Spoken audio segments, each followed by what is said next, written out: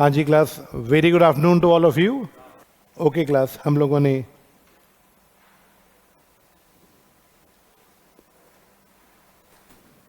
चलिए, तो हम लोग बहुत दिनों, मुझे ऐसा क्यों फील हो रहा है कि बहुत दिनों बाद मिले। आज कौन सा डे है? फ्राइडे है ना। तो हम मंडे को मिले थे। अच्छा, आज क्या डे है पहले ये बताओ। आज डे कौन सा है?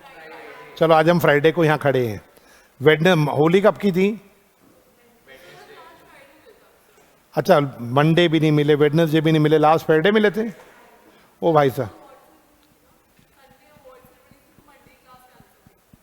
संडे वॉज अवार्ड सेरेमनी, या Monday because of award ceremony the class got cancel, या आ रही हैं बातें याद थोड़ी थोड़ी।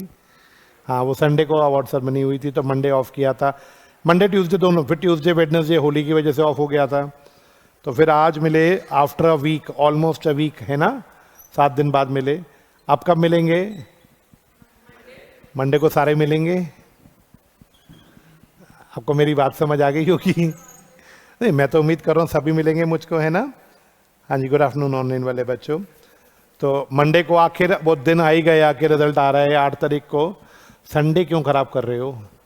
इंस्टीट्यूट को बोलो यार, अब संडे को कितने बजे रिजल्ट आएगा? Any idea? दोपहर के आसपास। संडे सुबह सुबह उठ के नहा धोना पड़ेगा जल्दी, है ना। आपको पूजा करनी पड़ेगी भगवान जी की। तो चलो आने दो यार अब रिजल्ट को, है ना। हाँ, पता है क्या हुआ? अभी वो ऑडिट की क्लास चल रही थी तो कोई बात हुई ऑडिट में ना। बात कहाँ से शुरू हुई? मैंने किसी बच्चे को माइक दिया तो बच्चा कहता सर मैं नहीं ले रहा माइक। तो मैंने कहा बेटा डर क्यों रहे, मैं तेरे को डांटूंगा। तो कहता है, मैंने क्लास में ऐसा क्वेश्चन पूछ लिया। मैंने कहा मैंने कभी क्लास में डांटा है? इंडिविजुअली बात उठी तो एक लड़की कहती है इंडिविजुअली नहीं डांटा, कलेक्टिवली डांटा है। और पूरे 40 मिनट आपने हमें जबरदस्ती एक्स्ट्रा पढ़ाया था। ऑनलाइन वाले भी शुरू हो गए, हाँ सर एक दिन आपने ना फाउंडेशन में ना हमारे को 40-45 मिनट एक्स्ट्रा पढ़ा दिया तो गुस्से में, बहुत गुस्सा था आपको। फिर अगले दिन आपके आपने सॉरी बोल दिया था। फिर मैंने उससे पूछा, मैं कहा गुस्सा किस बात का था? तो उसने जो बात बोली बड़ी जनवंती, कहती सर हम उस समय फाउंडेशन में थे। भाई फाउंडेशन की बात हो रही है, हम फाउंडेशन में थे, हमारे से पिछले फाउंडेशन का रिजल्ट आया था और आप उस रिजल्ट से बहुत किलसे हुए थे। तो वो गुस्सा आपने हमारी क्लास में उतार दिया आके। मैं कहा रिजल्ट तो कल भी आ रहा है बेटा, अब रिजल्ट तो संडे को भी आ रहा है, तो मंडे को किसकी, भाई भगवान ना करे गुस्सा आए। अब तो देखो मेरा ये तीसरा रिजल्ट है, इनफैक्ट ये मेरा तीसरा बैच है जिसका रिजल्ट, आप लोग मेरा तीसरा बैच हो। अब क्या मैं 80 उम्मीद कर सकता हूँ? 80 आ जाएंगे इस बार? ये टारगेट इस बार भी टच हो जाएगा या नहीं हो पाएगा? कोई आवाज ही नहीं आई। ऐसा तो नहीं है सर पास हो जाए बहुत है? नहीं, पास तो हो जाओगे यार। देखो सीधी बात है, एक सब्जेक्ट है जिसमें 80 सबके आ जाएंगे, वो है इकोनॉमिक्स, है ना। बाकी तो 120 ही और चाहिए। अगर 40 भी आ गए तो भी पास हो आप, है कि नहीं है बताओ। इकोनॉमिक्स में तो 80 आ ही जाएंगे सबके। इकोनॉमिक्स में यूजुअली आ जाते हैं बच्चों के। अब डराओ मत सर, हैं? नहीं मैं नहीं डराता। चलो अब LLP कहाँ पे थे हम लोग? LLP में सेक्शन नंबर बताओगे? 42 ट्रांसफर वाला था ना 42, वो कंप्लीट करा दिया था मैंने। उसके बाद अगला देखना कौन सा सेक्शन है। कन्वर्जन है आज, है ना। तो अभी कन्वर्जन बचा हुआ है ना। ओके, अब देखो LLP में बचा क्या है। LLP में अब 4 चीजें बची हैं, बस 4 चीजें। पहले बची है कन्वर्जन। कन्वर्जन में हम 4 सेक्शन इकट्ठे कवर कर लेंगे, ठीक है। उसके बाद है LLP की वाइंडिंग अप, इसमें हम 3 सेक्शन कवर कर लेंगे। फिर है कुछ मिसलेनियस चीजें, इसमें भी 3-4 सेक्शन कवर हो जाएंगे। और एंडिंग में है अमलगमेशन कॉम्प्रोमाइज, मैं रख देता हूं कॉम्प्रोमाइज और अरेंजमेंट, जैसे अमलगमेशन बोलते हैं। इसमें 3 टॉपिक है। तो ब्रॉडली स्पीकिंग हमारे पास ये 4 टॉपिक बचे हैं LLP में। आज कितने हो जाएंगे? कन्वर्जन खत्म कर देंगे, वाइंडिंग अप कर देंगे, ज्यादा होगा तो मिसलेनियस हो जाएगा। लेकिन कॉम्प्रोमाइज अरेंजमेंट खत्म करना है तो बता देना, थोड़ा लंबा क्लास लेके खत्म कर देंगे एलएलपी को। क्योंकि एलएलपी मंडे को ना रिजल्ट, संडे को रिजल्ट आ जाएगा। बाबू सर ने क्या शेड्यूल बनाया, मंडे से बैच शुरू हो जाएगा, कोई छुट्टी वगैरह नहीं दे रहे वो। तो मेरा डाउट, मंडे को नए आप सारे आ जाओगे। अगर आज आप 4 बजे तक बैठ जाओ, हाँ, नहीं तो फिर कोई बात नहीं, फिर मंडे को अपना, मैं मंडे को जब रिजल्ट आएगा तो मैं क्या करूँगा, मुझे भी नहीं पता भी मैं क्या करूँगा। चलो देख लेंगे, वो भी आज की क्लास अभी खराब नहीं करते, पहले आज जो आराम से हो सकता है उसको खत्म करते हैं, ठीक है। अब सवाल, सब बच्चे अब कन्वर्जन से शुरू करेंगे क्लास को, बातचीत नहीं चाहिए।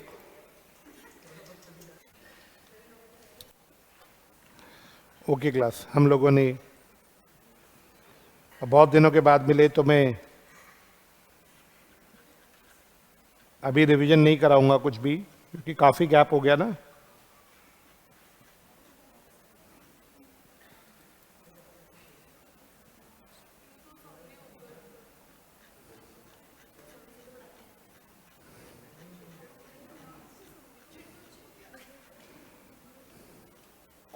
चलिए सब लोग बातचीत बंद कर दो, अब बोर्ड पे देखो क्लास। अच्छा आप आ गए, तभी मुझे बार बार बोलना पड़ रहा है, प्लीज बोर्ड पे देखो। हाँ, अब बोर्ड पे देखिएगा, हमारा टॉपिक है कन्वर्जन, क्लास का पहला टॉपिक कन्वर्जन। क्लास जरा बोर्ड पे देखिएगा और मुझे बताइएगा, कन्वर्जन में 3 सेक्शन दिखेंगे, 55, 56, 57 और चौथा है 58। 55 से 58 ऑल टॉक्स अबाउट कन्वर्जन। बेटा मेरा आप लोगों से सवाल है, सिर्फ 2 मिनट ध्यान से सुनना। 55, क्या कोई पार्टनरशिप फर्म एलएलपी में कन्वर्ट हो सकता है? बिल्कुल हो सकता है। इसके लिए शेड्यूल 2 फॉलो करना पड़ेगा। शेड्यूल 2 में जो फॉर्मेलिटीज हैं वो पूरी करनी पड़ेंगी। क्या कोई, प्लीज, प्राइवेट कंपनी एलएलपी में कन्वर्ट हो सकती है? अगेन यस, हो सकती है। शेड्यूल 3 में जो फॉर्मेलिटीज लिखी हैं बस वो पूरी कर दो। क्या कोई अनलिस्टेड पब्लिक कंपनी, सिर्फ अनलिस्टेड, माइंड यू, सिर्फ अनलिस्टेड पब्लिक कंपनी एलएलपी में कन्वर्ट हो सकती है? यस, शेड्यूल, केवल ये 3 फॉर्मेलिटीज। तो एक बार जरा पहले ये नंबर्स को रट लो मेरे साथ। 55, कोई भी पार्टनरशिप फर्म अगर एलएलपी में कन्वर्ट होना चाहता है तो शेड्यूल 2 को फॉलो करेगा। What about a private company? Schedule 3 को फॉलो करेगी। अनलिस्टेड पब्लिक कंपनी शेड्यूल को फॉलो करके किस में कन्वर्ट हो सकती हैं बताओ? एलएलपी में। अब यहां पे एक स्टूपिड सा क्वेश्चन आ सकता है एग्जाम में, क्या लिस्टेड पब्लिक कंपनी भी एलएलपी में कन्वर्ट हो सकती है? नहीं जी, सिर्फ अनलिस्टेड पब्लिक कंपनी तक ऑप्शन दिया लॉ ने। किसी को याद है ना, जिनके शेयर मार्केट में लिस्टेड है, एनएसई बीएसई पे, वो लिस्टेड है, जिनके शेयर लिस्टेड नहीं है वो अनलिस्टेड है। तो ये कंपनीज एलएलपी में कन्वर्ट हो सकती हैं शेड्यूल 2 को फॉलो करके, शेड्यूल 3 को, शेड्यूल 4 को। सर इन शेड्यूल्स में क्या लिखा हुआ है? इनमें बेटा टर्म्स एंड कंडीशंस लिखी हैं कन्वर्जन की। कन्वर्जन की जो शर्तें हैं वो आपको शेड्यूल्स में मिलेंगी, आप उन शर्तों को पूरा कर दो, आप कन्वर्ट हो सकते हो। हमारे कोर्स में नहीं है शेड्यूल 2, शेड्यूल 3, शेड्यूल 4। क्या बात क्लियर? कन्वर्जन अलाउड है इन तीनों की। ये 3 सेक्शन कौन से निपट गए बताओ? 55, 56, 57। अब आओ 58 पे लगे हाथ निपटा दूं, सिर्फ 2 मिनट देना जरा बोर्ड पे। अब आप बताओ, तीनों को कन्वर्ट होना है, किस में कन्वर्ट होना है? एलएलपी में। तो बताओ किसके पास जाएंगे दोस्तों, बोलो? आरओसी को। आरओसी को जाके सेटिस्फाई करेंगे कि सर हमने शेड्यूल फॉलो करना है या कर लिया। आप आरओसी को सेटिस्फाई कर दो कि हमने सारी फॉर्मेलिटीज पूरी कर ली, वो आपको रजिस्टर कर लेगा। बताओ बेटा वो क्या रजिस्टर कर लेगा दोस्तों, बताओ? अभी आप पार्टनरशिप फर्म या प्राइवेट कंपनी या अनलिस्टेड पब्लिक कंपनी हो, वो आपको क्या रजिस्टर कर लेगा? वो आपको रजिस्टर कर लेगा एज एलएलपी। आप फॉर्मेलिटीज पूरी करो, आरओसी को इन्फॉर्म करो, वो रजिस्टर कर देगा एज एलएलपी। अब जब आप एलएलपी रजिस्टर हो गए, उसके 15 दिन में आप अपने पुराने आरओसी के पास जाना, कुछ नहीं पढ़ना किताब में से। अभी मैं भी समरी यूज नहीं कर रहा। अभी जब आप एलएलपी में कन्वर्ट हो गए, उसके अगले 15 दिन में आप किसके पास जाओगे? अब पुराने आरओसी से मेरा मतलब क्या है? अगर आप फर्म थे तो फर्म का अपना रजिस्ट्रार होता है, रजिस्ट्रार ऑफ फर्म। अगर आप प्राइवेट कंपनी या अनलिस्टेड पब्लिक कंपनी थे तो आपका आरओसी ऑलरेडी आरओसी था, पुराना आरओसी मैं उसको बोल रहा हूं, बट था तो प्राइवेट कंपनी किसको फॉलो करती है? आरओसी को। अनलिस्टेड पब्लिक कंपनी भी किसके पास जाती है? तो अगर आप फर्म हो तो आप अपने पुराने आरओसी के पास जाओगे, मतलब आप रजिस्ट्रार ऑफ फर्म के पास जाओगे। और अगर आप प्राइवेट से एलएलपी बने हो या अनलिस्टेड पब्लिक कंपनी से एलएलपी बने हो तो आप किसके पास दोबारा आओगे? क्या बताने आओगे इनको कि सर अब हम किस में कन्वर्ट हो गए हैं? एलएलपी में। ताकि ये आपकी पुरानी रजिस्ट्रेशन हटा देंगे, ताकि ये आपकी क्या हटा देंगे दोस्तों? बोलो, पुरानी। अगर आप रजिस्ट्रार ऑफ फर्म के पास जाओगे वो रिकॉर्ड कर लेगा कि आज से ये फर्म नहीं रहा, आज से ये फर्म क्या बन गया। अगर आप प्राइवेट कंपनी वाले रजिस्ट्रार के पास जाओगे तो वो भी रिकॉर्ड कर लेगा कि आज से ये प्राइवेट कंपनी नहीं रही भाई, ये एलएलपी बन गई। क्या बात क्लियर है? अब आप बताओगे मुझे, क्या ये बात समझ आ गया? अच्छा, अब एक और बात का जवाब दो। अब एलएलपी बन गई है तो जितने भी पार्टनर्स हैं उसे क्या मानना पड़ेगा? पुराने लॉस, पुराने रूल्स या एलएलपी लॉ? अब सबको क्या मानना पड़ेगा? एलएलपी एक्ट मानना पड़ेगा। और क्या मानना पड़ेगा दोस्तों? बोलो, शेड्यूल्स। ठीक है, अब बताओ फर्म का क्या होगा? जो फर्म या प्राइवेट कंपनी या अनलिस्टेड पब्लिक कंपनी में एलएलपी में कन्वर्ट हुई है, क्या मैं बोल सकता हूं जो फर्म था, जो प्राइवेट कंपनी थी, जो अनलिस्टेड पब्लिक कंपनी थी, उसके सारे एसेट्स, उसकी सारी लायबिलिटीज, सारी प्रॉपर्टीज, एक बड़ा वर्ड बोलता हूं, सारी अंडरटेकिंग्स, उस फर्म की, उस प्राइवेट कंपनी की, उस अनलिस्टेड पब्लिक कंपनी की सारी अंडरटेकिंग्स किसको ट्रांसफर हो जाएंगी दोस्तों? बताओ, एलएलपी को। और बताओ उस फर्म का क्या होगा जब उसके सारे एसेट, सारी प्रॉपर्टी एलएलपी को ट्रांसफर हो गई? तो उस फर्म, उस प्राइवेट कंपनी या उस अनलिस्टेड पब्लिक कंपनी का क्या होगा? वो डिसॉल्व हो जाएगी। वो क्या हो जाएगी बेटा? बताओ, शट डाउन हो जाएगी। उसका सब कुछ नई एलएलपी को मिल जाएगा और पुरानी एंटिटी का क्या होगा? फिर वो खत्म हो जाएगी। लो जी, ये हमने क्लास के सिर्फ 5 मिनट में 4 सेक्शन आपको समझा दिए। सिर्फ मैंने ऊपर ऊपर से समझाने की कोशिश करी, एक टॉपिक का आइडिया देने की। तो अब आप मेरे साथ शुरू करेंगे। सबसे पहले कौन सा सेक्शन दोस्तों बताना? 55, 56 एंड 57। सब लोग खुद पढ़ के आइए। 55, 56, 57 छोटे छोटे हैं तीनों, खुद पढ़ के आइए।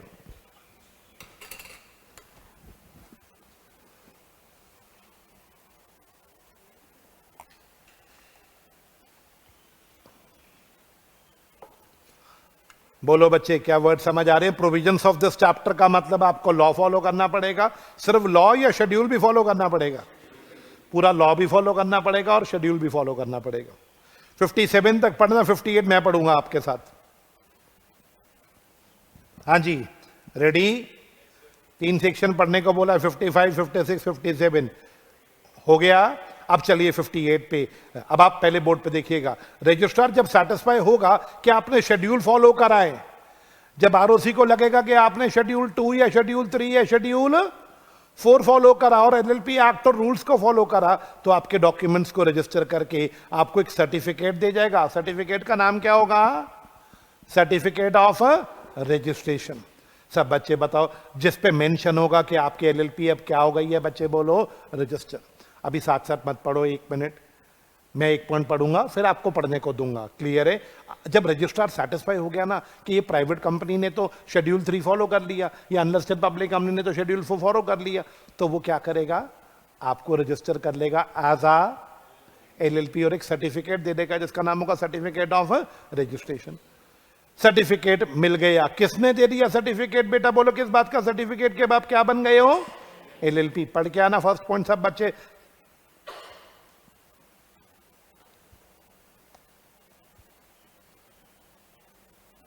अभी रौनक जवाब देता हूं, 2 मिनट वेट करना। फर्स्ट पॉइंट पढ़ लिया सबने जितना मैंने बोला? रजिस्ट्रार आपको रजिस्टर करके सर्टिफिकेट दे देगा। बोलो जी, क्लियर है? ठीक है, नेक्स्ट। अब 15 दिन में क्या करोगे बताओ? विद इन 15 दिन एलएलपी मस्ट इन्फॉर्म। किसको इन्फॉर्म करना है? अगर आप फर्म हो तो पुराना रजिस्ट्रार कौन हुआ? Registrar of. और अगर आप प्राइवेट कंपनी या अनलिस्टेड पब्लिक कंपनी हो तो आपका पुराना कौन होगा? बताओ, आरओसी। उन्हें जाके इन्फॉर्म, जिनके पास आप पहले रजिस्टर थे, जिनके पास आप क्या, उन्हें क्या बताना जाके कि हम क्या हो गए हैं भैया? कन्वर्ट हो गए हैं। प्रिस्क्राइब मैनर में उन्हें जाके बता देना कि हम क्या हो गए हैं? कन्वर्ट हो। क्यों बताना? कोई बच्चा बताएगा? सपोज करो आप फर्म से क्या बन गए हो? एलएलपी बन गए। अब आप आरओसी पुराने फर्म को नहीं बताते, पुराना फर्म तो सोचेगा आप अभी भी पार्टनरशिप फर्म हो, वो तो आपको नोटिस भेजेगा, भाई फर्म लॉ फॉलो क्यों नहीं कर रहा। अब फर्म उसको बताए तो सही कि अब मैं फर्म रहा ही नहीं हूं, मैं तो क्या बन गया हूं, एलएलपी बन गया हूं। तो आपको रजिस्ट्रार को कितने दिन में बताना है दोस्तों, बताना जरा। ओके, अब आप बताओगे पार्टनर्स को क्या करना पड़ेगा, जो पार्टनरशिप फर्म के पार्टनर्स हैं और प्राइवेट कंपनी के कौन है दोस्तों, बोलो उन्हें क्या अपॉन कन्वर्जन, अगर फर्म है तो उसके पार्टनर्स, और प्राइवेट कंपनी है या अनलिस्टेड पब्लिक कंपनी है तो उसके, ये सब लोग एलएलपी के पार्टनर्स माने जाएंगे। और इन्हें क्या फॉलो करना पड़ेगा दोस्तों, बताओ, शेड्यूल्स। अब आप कौन से लॉ के हिसाब से चलोगे, अब आप फर्म थोड़े ना, आप एलएलपी हो, तो एलएलपी के लॉ और एलएलपी के शेड्यूल्स को मानोगे आप। बोलो बच्चे, क्या बात क्लियर है? मैं वेट कर रहा हूं। ओके, यहां तक पढ़ने के लिए सब सेक्शन 1 और 2 मैंने समझा दिया, आपको पढ़ने को दिया है किताब में से। फटाफट पढ़ते जाओगे ना तो टाइम कम लगेगा, जो टाइम लग रहा है ना आपको पढ़ने में लग रहा है, मुझे समझाने में नहीं लग रहा। नेक्स्ट पॉइंट पे चलेंगे जल्दी से।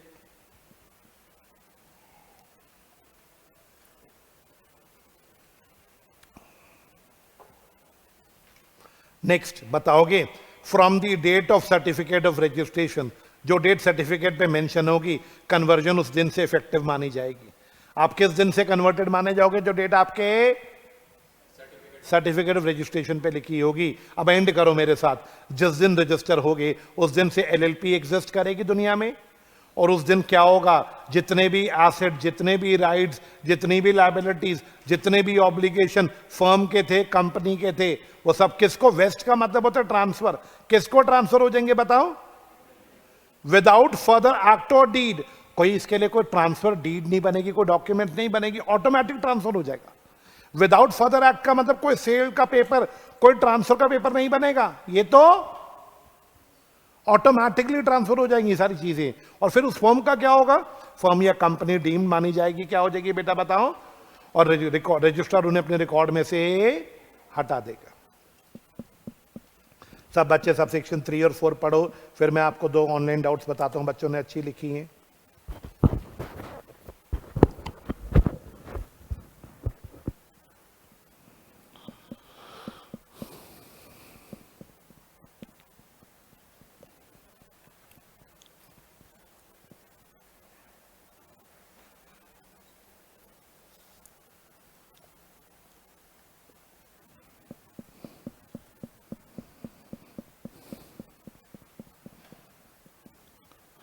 सब सेक्शन 3, 4 पूरा सेक्शन पढ़ लो, कहीं पे कोई वर्ड नहीं समझ आया हो तो प्लीज पूछ लेना।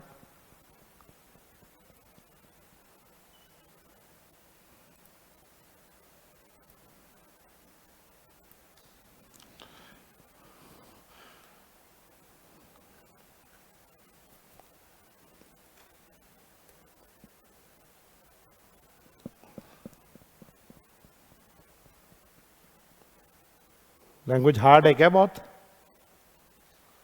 पढ़ी जा रही है लैंग्वेज पीछे वाले भाई साहब, नहीं पढ़ी जा रही किसी से तो समरी की लैंग्वेज बहुत है, कम है कंटेंट समरी में बहुत, क्या एडिक्वेट है, सेम चीजें मिल रही हैं समरी में जो बुक में, नहीं मेरे को बता देना, मैं बुक खोल लूंगा अभी 2 मिनट में, मैं भी खोल लेता हूं। अच्छा एक बात है, वैसे मेरा सवाल है मन में, जब फर्म एलएलपी में कन्वर्ट होगा तो फर्म की जो प्रॉपर्टीज हैं वो तो फर्म के नाम पे हैं, वो एलएलपी के नाम पे ट्रांसफर करेंगे तो इसके लिए सेल डीड बनती है। अगर फर्म कह रहा है मैं गिफ्ट कर रहा हूं तो गिफ्ट डीड बनेगी, फर्म कह रहा है मैं बेच नहीं रहा, गिफ्ट नहीं कर रहा, मैं ट्रांसफर कर रहा हूं, तो कौन सी डीड बनेगी बेटा, इस पे गवर्नमेंट को स्टैम्प ड्यूटी देनी पड़ेगी। लॉ कह रहा है ऐसा कुछ भी नहीं होगा, कोई डीड नहीं बनेगी, कोई गवर्नमेंट को ड्यूटीज वगैरह नहीं देनी, ऑटोमेटिकली सब कुछ किसका हो जाएगा, एलएलपी का। ठीक है, अब मैं बात उठाता हूं, रौनक नाम का एक बच्चा है, डाउट भेजा, उसका डाउट सुनिएगा। रौनक का डाउट है, सर अगर कोई फर्म एलएलपी में कन्वर्ट होता है, ठीक है, फर्म एलएलपी में कन्वर्ट होता है, तो पार्टनर्स की लायबिलिटी प्रीवियस डेट्स के लिए तो अनलिमिटेड ही रहेगी ना। जवाब दीजिए इस बच्चे को। अगर कोई फर्म है जिसकी जो एलएलपी में कन्वर्ट हो रहा है 5 मार्च को, सब बच्चे बताओ, तो 5 मार्च के बाद पार्टनर्स की लायबिलिटी लिमिटेड हो जाएगी, लेकिन 5 मार्च से पहले की जो लायबिलिटीज है पार्टनर्स की वो तो अनलिमिटेड ही रहेंगे। अब बट ऑब्वियस सी बात है, अच्छा, यथार्थ क्या कहते हैं? यथार्थ कहते हैं sir same doubt in sole proprietorship to LLP.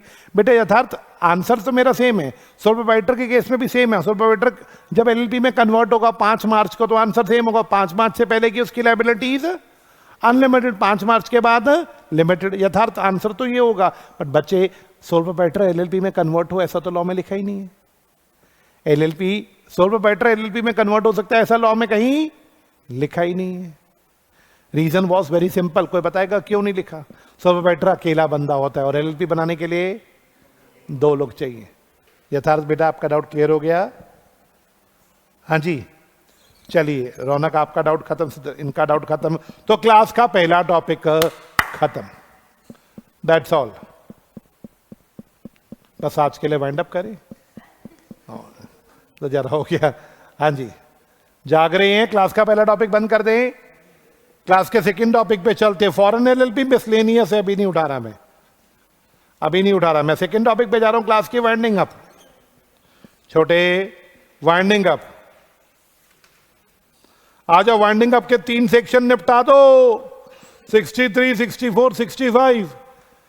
क्या कहता है भाई? क्या हुआ? जाग रहा है? अच्छा, होली की ऐसी मस्ती करी होली पे बहुत? होली का ट्रू मजा तो तुम्हें आया होगा, क्योंकि रिजल्ट आया नहीं था, फुल ऐश। यही रिजल्ट अगर बदतमीजी करके इंस्टीट्यूट होली से पहले दे देता ना, तो कईयों की होली खराब हो जाती। सिंपल बात है। अभी किसी का मुझे बहुत अच्छा लगा कि रिजल्ट होली से पहले नहीं आया। बच्चों ने खूब ऐश करी है होली पे। हाँ, फाइनल वालों की तो बर्बाद थी होली। मेरे को कितने बच्चों के मैसेजेस आए, सर होली का बेड़ा गर्क कर दिया, फाइनल में रिजल्ट बहुत रोका इस बार, तबियत से बच्चे फेल किए, फाइनल में तो झटका दिए। अब देखते हैं फाउंडेशन इंटर में क्या होगा। नहीं, सब कुछ अच्छा होगा, बी पॉजिटिव। आओ, होली वाले दिन आपको क्या लग रहा है मैं क्या कर रहा था? सोचो, होली पे मैं खा पी के सो रहा था।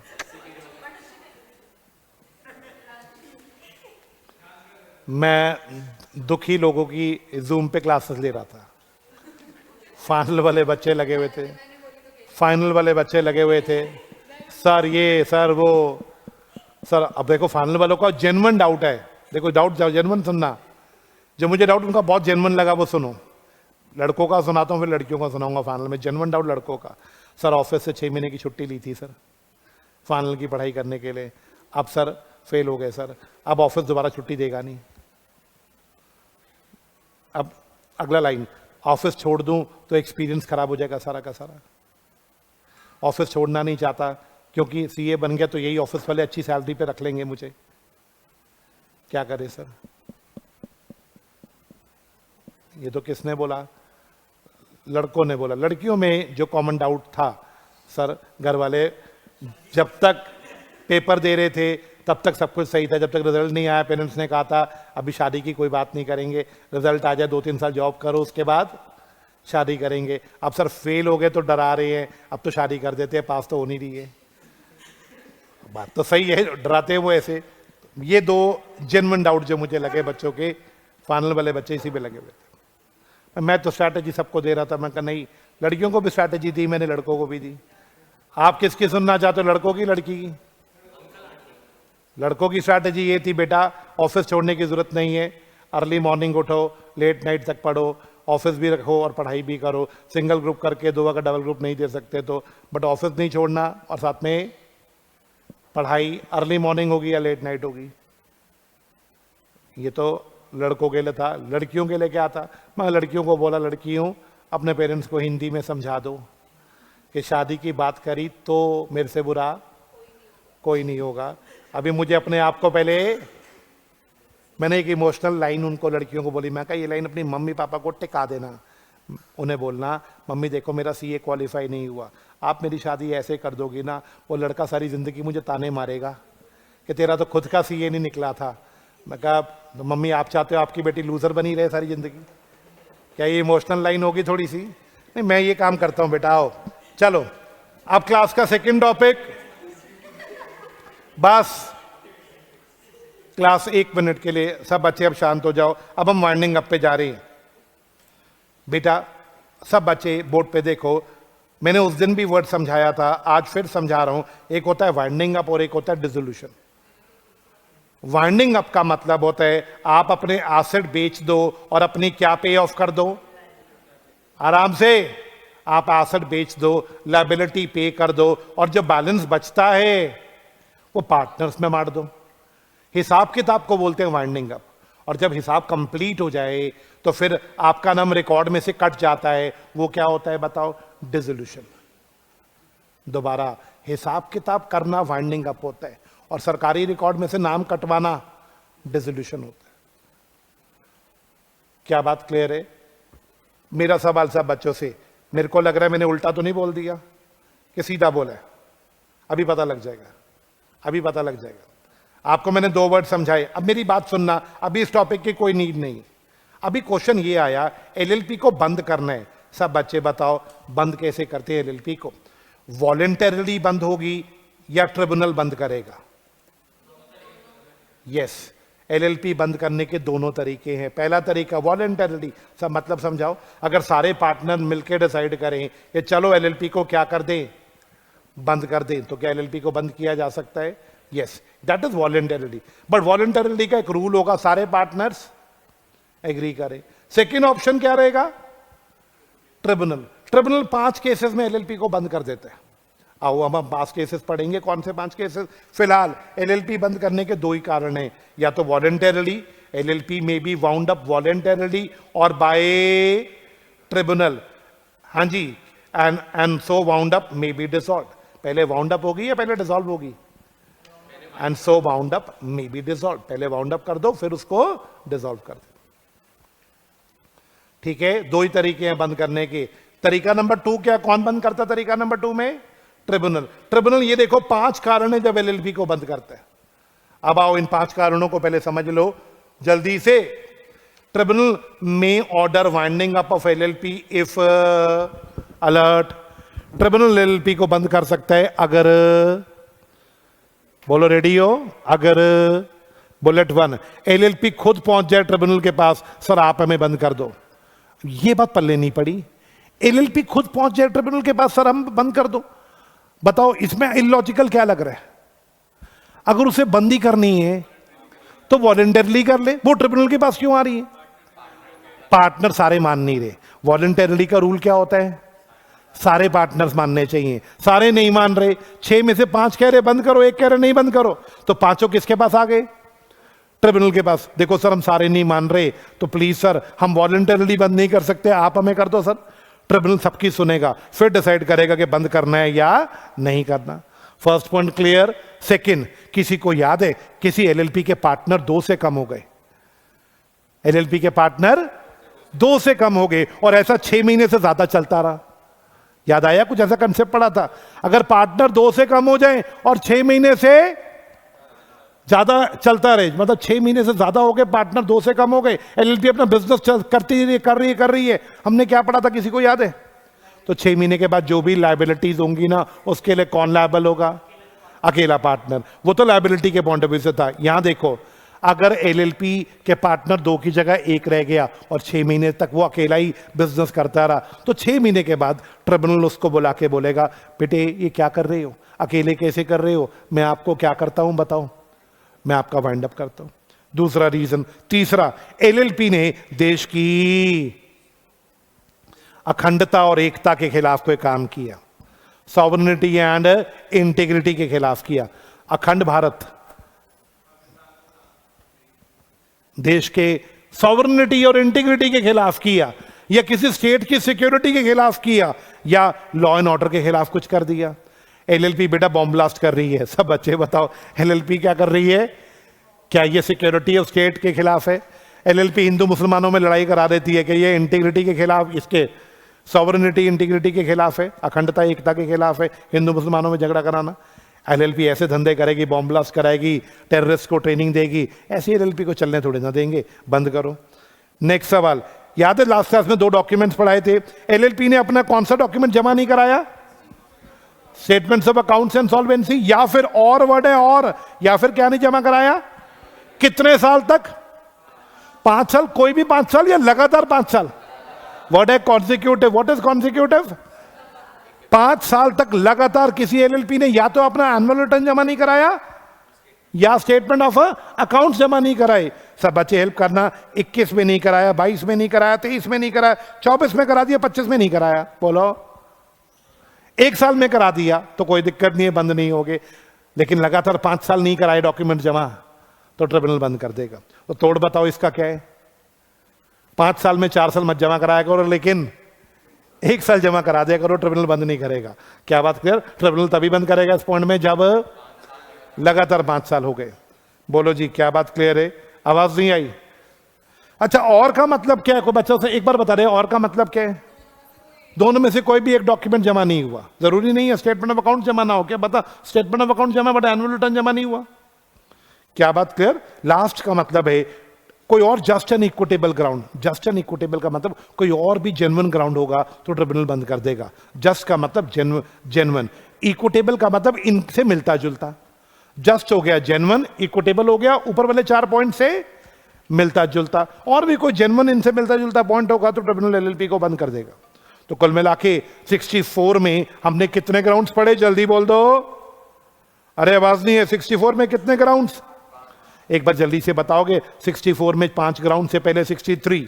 एलएलपी को बंद करने के 2 ही तरीके हैं, ऑप्शन 1, ऑप्शन 2, ट्रिब्यूनल बंद करेगा। अगर ट्रिब्यूनल ने बंद करना है तो ट्रिब्यूनल कितने केसेस में बंद करेगा? पहला केस, एलएलपी खुद ही वॉलंटरली पहुंच गई, हमें बंद कर दो। Second case, more than 6 month से ज्यादा हो गया, अकेला पार्टनर रह गया। तीसरा केस, देश की सॉवरेनिटी, इंटीग्रिटी, पब्लिक ऑर्डर के खिलाफ काम किया। चौथा केस, 2 डॉक्यूमेंट जमा नहीं कराए, 2 में से 1 डॉक्यूमेंट लगातार 5 साल। या 5वां case, just an equitable ground. Paper में यही वर्ड लिखना, जेन्युइन वर्ड नहीं लिखना। क्या बात क्लियर है? हाँ जी, समरी के साथ छेड़छानी नहीं होनी चाहिए। आज इंटर का एक बच्चा क्या प्यारी बात बोल गया, कहता सर समरी पढ़ के इतना मजा आता है। मैंने कहा क्यों? कहता सर देखो, आप जब लॉ में बोलते हो ना ये चैप्टर कर लो, हम इंडेक्स खोलते हैं, समरी में अगर दिखता है ना 5 पेज का चैप्टर है, इतना मोटिवेशन मिलता है ना कि ज़रूफ 5 पेज है, ये तो एक ही दिन में हो जाएगा। उसी चैप्टर को किताब में से पढ़ो तो डर सा लगता है। जब मैं उसकी बात सुन के खुश हो गया तो साथ वाला बच्चा पता क्या बोला? कहता सर एक काम और करोगे? मैं कहा बोलो। बोलो यार, जीना हराम कर रखा है तुम्हारे लिए। ये इंटर लॉ की समरी उनके लिए बनी। ऑडिट की क्लास में क्या सर इंटर ऑडिट की बना दो, बना दी। अब मैंने उनको इंटर ऑडिट की समरी दिखाई, लॉ की दिखाई थी, ऑडिट की दिखाई। कहते सर लॉ वाली ना ब्लैक एंड व्हाइट थी, मजा सा नहीं आ रहा, ऑडिट की कलरफुल करा दो, कलरफुल करा दो। मैंने कहा मैं ऑडिट की कलरफुल कराऊंगा, फिर लॉ वाले किलसेंगे। तो मैंने फिर प्रिंटिंग में दोनों भेजी, लॉ वाली भी कलरफुल करा दी और ऑडिट वाली भी कलरफुल है। अब मजे की बात तो आज हुई ना। कहते सर एक काम और करना। मैं कब? बोल सर, एक वेरी अल्ट्रा समरी बना दो, 1 पेज की, 1 चैप्टर 1 पेज पे। मैं उसकी शक्ल देख रहा था। कहते सर नहीं, उसका बात था। कहते सर वो पता नहीं उसने ना कोई एग्जाम्पल बोला, आपको समझ आएगा, मुझे समझ नहीं आया। साइंस में कहते ऐसे होते हैं सर, साइंस के बच्चों के पास 12th क्लास में होता है पूरा पूरा। कहते सर आप मान लो 11 चैप्टर हैं आपके, आप 11 पेजेस हमें दे दो, हम अपने नोटिस बोर्ड पे रूम में लगा लेंगे कि बस यही है। मैं उसकी शक्ल देख रहा था। देखो बच्चे अच्छे भी होते हैं। साथ में एक बच्चा खड़ा था, उसने और बढ़िया बात बोली। कहता है भाई सर से मत ले वो, ये तो मजा खुद आएगा, 1 पेज लेके हम बैठ जाएंगे, ये तुम भी करना। मैंने तुम्हें फाउंडेशन में भी बोला था, मैं फिर बोल रहा हूँ। कहता है 1 चैप्टर पूरा लर्न कर लिया, अब लर्न करने के बाद एक वाइट पेपर लिया, उसके ऊपर सारा चैप्टर छोटा छोटा छोटा छोटा सारा चैप्टर लिख लिया। कहते इससे 1 पेज पे पूरा चैप्टर आ जाएगा। मैं नहीं दूंगा 1 पेज, ये खुद बनाना। क्या बात क्लियर है? लो जी 63 64 क्लियर है। 65 तो एक छोटी सी बात कह के चला गया। 65 क्या कहते हैं सर?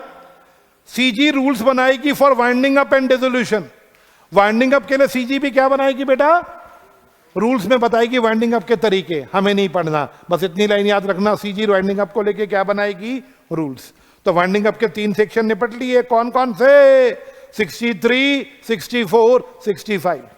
कन्वर्जन के 4 सेक्शन निपट लिए, 50 5 6 7 और 8।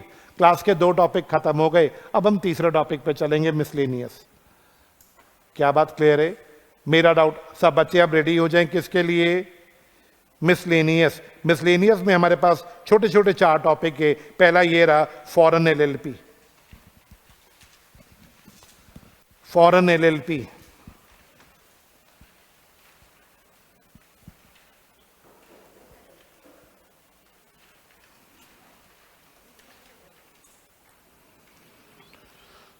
हाँ जी,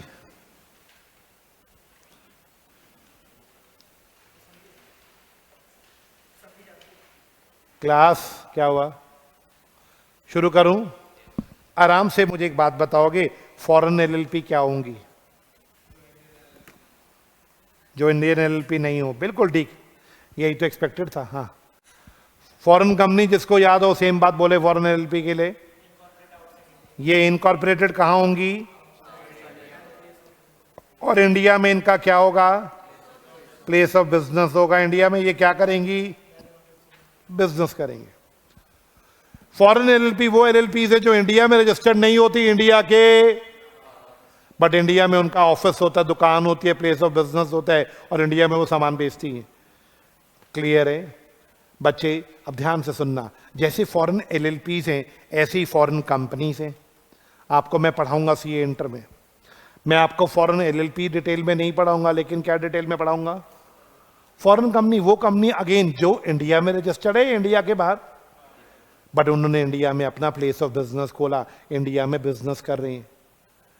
लॉ मेकर कहते हैं फॉरेन कंपनीज जब इंडिया में बिजनेस करेंगी, तुम सब बच्चे बताओ, तो क्या उन पे कंपनीज एक्ट लगना चाहिए, या क्योंकि वो फॉरेन की है उन पे कंपनीज एक्ट नहीं लगना चाहिए? सोच के बोलो। क्योंकि वो इंडिया में बिजनेस कर रही है तो उन्हें कंपनीज एक्ट 2013 फॉलो करना चाहिए। क्या बात क्लियर है? किसको? बच्चों में नाम बोलता हूं, आप सबने नाम सुना होगा बैंकिंग इंडस्ट्री में, standard chartered bank. Standard chartered bank एक फॉरेन कंपनी है, बाहर का बैंक है, इंडिया में धंधा करने आया, उसे इंडिया में स्टैंडर्ड चार्टर्ड बैंक। नहीं सुना नाम? एचएसबीसी, एचएसबीसी की है, एचएसबीसी की तो मुझे भी नहीं पता, उसको एचएसबीसी बोलते हैं। स्टैंडर्ड चार्टर्ड हो गया, एचएसबीसी हो गया, ये दोनों फॉरेन बैंक्स हैं, इंडिया में धंधा कर रहे हैं, इन्हें इंडिया में कंपनीज एक्ट फॉलो करना पड़ता है, कोर्स का पार्ट है। आपको पता है इन्हें इंडिया में आरओसी को कुछ डॉक्यूमेंट जमा कराने पड़ते हैं, इंडिया को इंडिया के लॉ के हिसाब से चलना पड़ता है। मेरा डॉट अमेरिकन एक्सप्रेस भी एक बड़ा पॉपुलर एग्जांपल है, एमएक्स जैसे शॉर्ट में बोलते हैं। बच्चों ये इन पे पूरा कंपनी लॉ लगता होगा या कुछ पार्ट कंपनी का लगता है? इन लोगों पे कुछ पार्ट कंपनी का लगता है ना? फॉरेन कंपनीज पे कंपनी कुछ पार्ट कंपनी का लगता है। आज हम बात कर रहे हैं फॉरेन एलएलपी। क्लास रिदम टूट रहा है भाई, मेरे को मत बोलना समझ नहीं आया। फॉरेन कंपनीज कंपनीज एक्ट को मानती हैं। अब क्वेश्चन आया फॉरेन एलएलपीज, क्या फॉरेन एलएलपीज के लिए भी वही रूल्स लगा दें जो फॉरेन कंपनीज के लिए हैं, या इनके रूल्स सेपरेट लिखे? बस इतनी बात का जवाब दो। जैसे फॉरेन कंपनीज आरओसी को बताती हैं जो जो फॉर्मेलिटीज फॉरेन कंपनीज पूरी करती हैं, क्या same to same formalities foreign LLP के लिए बना दें, या थोड़ा सा मॉडिफाई करके बना दें?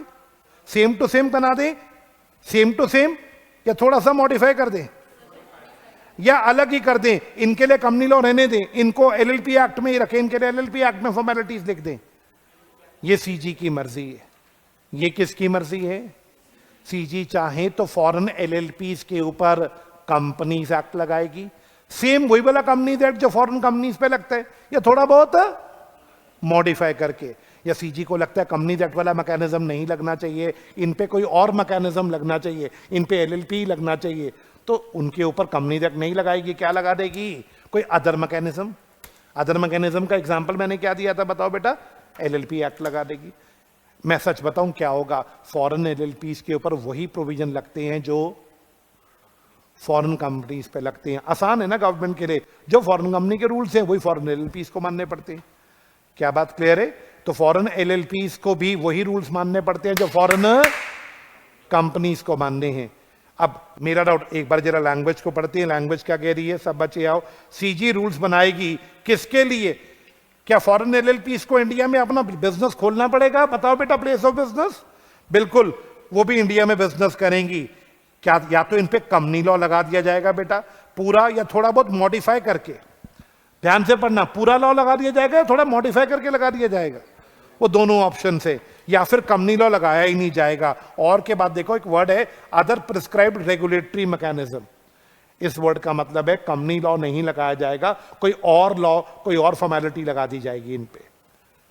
Other prescribed regulatory mechanism, example foreign LLP पे हो सकता है एलएलपी एक्ट ही लग जाए, हो सकता है फीमा एक्ट ही लग जाए, हमें नहीं पता, सीजी बताएगी वो। तो एक लाइन में बोलता हूं, सीजी डिसाइड करेगी फॉरेन एलएलपी के लिए प्लेस ऑफ बिजनेस कैसा होगा, वो इंडिया में बिजनेस कैसे करेंगी, उन पे कंपनी लॉ लगेगा सेम टू सेम या थोड़ा मॉडिफाई करके लगेगा, या उनके ऊपर कोई अलग से कोई और रिपोर्टिंग मैकेनिज्म लगेगा। मतलब मुद्दे की बात, क्या फॉरेन एलएलपीज को कंपनी लॉ मानना है या कोई और लॉ मानना है, ये कौन डिसाइड करेगी, सीजी डिसाइड करेगी। बोलो फॉरेन एलएलपी समझ आ गया भाई? आवाज नहीं आई? क्लास का सेकंड टॉपिक 66 पे आ जाइए अब, सेक्शन 66।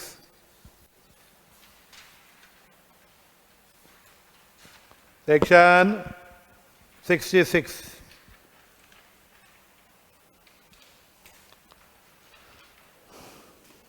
बच्चों, सेक्शन कौन सा आ गया? 66।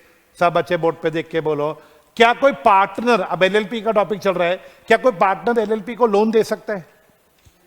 आवाज नहीं आई? क्या कोई पार्टनर एलएलपी को रॉ मटेरियल सप्लाई कर सकता है बिजनेस की तरह? बिल्कुल कर सकता है। लॉ मेकर ये बात 66 में लिखते हैं, partner may lend money to या do other business with LLP. Partner पैसे भी दे सकता है एलएलपी को लोन के रूप में, एलएलपी के साथ कोई बिजनेस भी। तो बताओ ऐसे केसेस में उस पार्टनर को ज्यादा राइट्स मिलेंगे या उसे वैसे ही मिलेंगे जैसे एक ऑर्डिनरी क्रेडिटर को मिलेंगी? बताओ जरा, देखते हैं क्या लिखता है लॉ मेकर। पार्टनर को वही राइट्स और ऑब्लिगेशन मिलेंगी जैसे कि किसी नॉन पार्टनर को मिलती हैं। नॉन पार्टनर वर्ड समझाओगे क्या मतलब? अगर लोन दिया जैसे जो राइट्स क्रेडिटर को मिलती है वही पार्टनर को मिलेगी। अगर पार्टनर ने कुछ सेल की है तो जो राइट्स क्रेडिटर को मिलती है वही उस पार्टनर को मिलेगी। पार्टनर को कोई स्पेशल राइट नहीं मिलेगी इन ट्रांजैक्शंस के लिए। क्या बात क्लियर है? एक बार फिर से 66, क्या पार्टनर एलएलपी को लोन दे सकता है? स्पेशल बेनिफिट मिलेंगे या जो लेंडर के रूल बेनिफिट्स हैं वही मिलेंगे? क्या पार्टनर एलएलपी को रॉ मटेरियल सप्लाई कर सकता है? जो सप्लायर के रूल्स हैं वही पार्टनर को मिलेंगे। क्या बात क्लियर है? ये सेक्शन कौन सा निपट लिया? 66। क्लास का तीसरा सवाल 67, ये चौथा है, ये पांचवा है, ये मिसलेनियस चल रहा है। मिसलेनियस बच्चों बोलो क्लियर है? अब ये सेक्शन नंबर कौन सा 67 क्या बोलते हैं, जरा अलर्ट हो जाओ। मेरा आपसे क्वेश्चन है, अच्छा यार किसी बच्चे ने पिछली क्लास में बोला था, आपके बैच में बोला था कि सर वो नोट्स बना के क्यों नहीं ला रहे? नहीं, वो आपको एक तरह मंडे से मिलेंगे, पीपीटीज बनी हुई आएंगी, थोड़े फनी पीपीटीज भी बनी हुई आएंगी। बहुत मेहनत कर रहा हूं बेटा, हाँ क्या करूं, मेरा और कोई काम आता ही नहीं है। सीजी में अब मेरा क्वेश्चन सब बच्चों से बोर्ड पे देखना, क्या एलएलपी पे कंपनी लॉ लगाया जा सकता है? फॉरेन एलएलपी नहीं, नॉर्मल एलएलपी पे कंपनी लॉ लगाया जा सकता है? क्योंकि देखो एलएलपी लॉ ना हल्का है, कंपनी लॉ स्ट्रिक्ट है। क्या एलएलपी पे कंपनी लॉ लग सकता है? सीजी चाहे तो कुछ भी कर सकती है, यही बातें सेक्शन में लिखी है। सीजी चाहे तो एक नोटिफिकेशन लाएगी ऑफिशियल गजट में, पब्लिक न्यूज़पेपर में एक बात बताएगी, डायरेक्शन देगी, पूछेगी नहीं, सिर्फ बताएगी कि मैंने कंपनीज एक्ट के प्रोविजंस लगा दिए हैं किसी एक एलएलपी पे। हाँ जी, किसी एक एलएलपी पे लगाना है या सारी एलएलपी पे लगाना है, कौन से प्रोविजंस लगाने हैं ये कौन बताएगी दोस्तों? बोलो सीजी। एलएलपी पे कंपनी लॉ के कौन कौन से सेक्शंस लगेंगे ये कौन नोटिफाई करेगी दोस्तों? बोलो। तो सर जैसे कंपनी पे लगता है सेम टू सेम एलएलपी पे लगेंगे? हाँ, लेकिन सेकेंड पॉइंट में लिखा है थोड़ा मॉडिफाई होकर भी लग सकते हैं। देखो, with such exceptions modification adoption as specified in the notification. सब बच्चे ए और बी में डिफरेंस बताओगे? ए और बी में क्या डिफरेंस है? जैसे कंपनी लॉ के प्रोविजंस कंपनीज पे लगते हैं, सैम टू सैम एलएलपी पे लगेंगे। ये ए पॉइंट है। और बी पॉइंट क्या है? थोड़ा सा चेंज करके लगेंगे। कंपनी लॉ का प्रोविजन है, बस थोड़ा सा उसको इजी करके मॉडिफाई करके किस पे लगा दिया जाएगा? एलएलपी पे। बट रीजन क्या है? रीजन बहुत सिंपल है। देखो, तुमने कंपनी लॉ पढ़ा नहीं पहले, नहीं तो बहुत इजी हो जाता समझाना। बच्चों, बहुत सारी चीजें हैं जो एलएलपी में लिखी नहीं है, तो एलएलपी उसके लिए किसको फॉलो कर सकती है बताओ? कंपनी लॉ को। सीजी ने इसीलिए बोला सीजी कहती है मैं नोटिफिकेशन निकालूंगी ना तभी होगा। सीजी एक नोटिफिकेशन इशू कर देगी कि आज के बाद किसी भी एलएलपी को मान लो अपने शेयर इशू करने हैं मार्केट में, किसी एलएलपी को अपने क्या इशू करने हैं, शेयर्स इशू करने हैं मार्केट में, तो उसको पहले कंपनीज एक्ट के सेक्शंस मानने पड़ेंगे। सीजी ने ऐसा बोल दिया। सीजी ऐसा बोल सकती है, ये सीजी को भी पार्लियामेंट से पहले पता कर परमिशन लेनी पड़ेगी। एलएलपी पे कंपनी लॉ लगा सकती है सीजी, ये पहले पार्लियामेंट से पूछ के लगाएगी। चलो जवाब दो। अब आप आंसर है नहीं, पार्लियामेंट को बिना बताए सीजी नहीं लगा सकती। सीजी का मतलब है मिनिस्ट्री ऑफ कॉर्पोरेट अफेयर्स।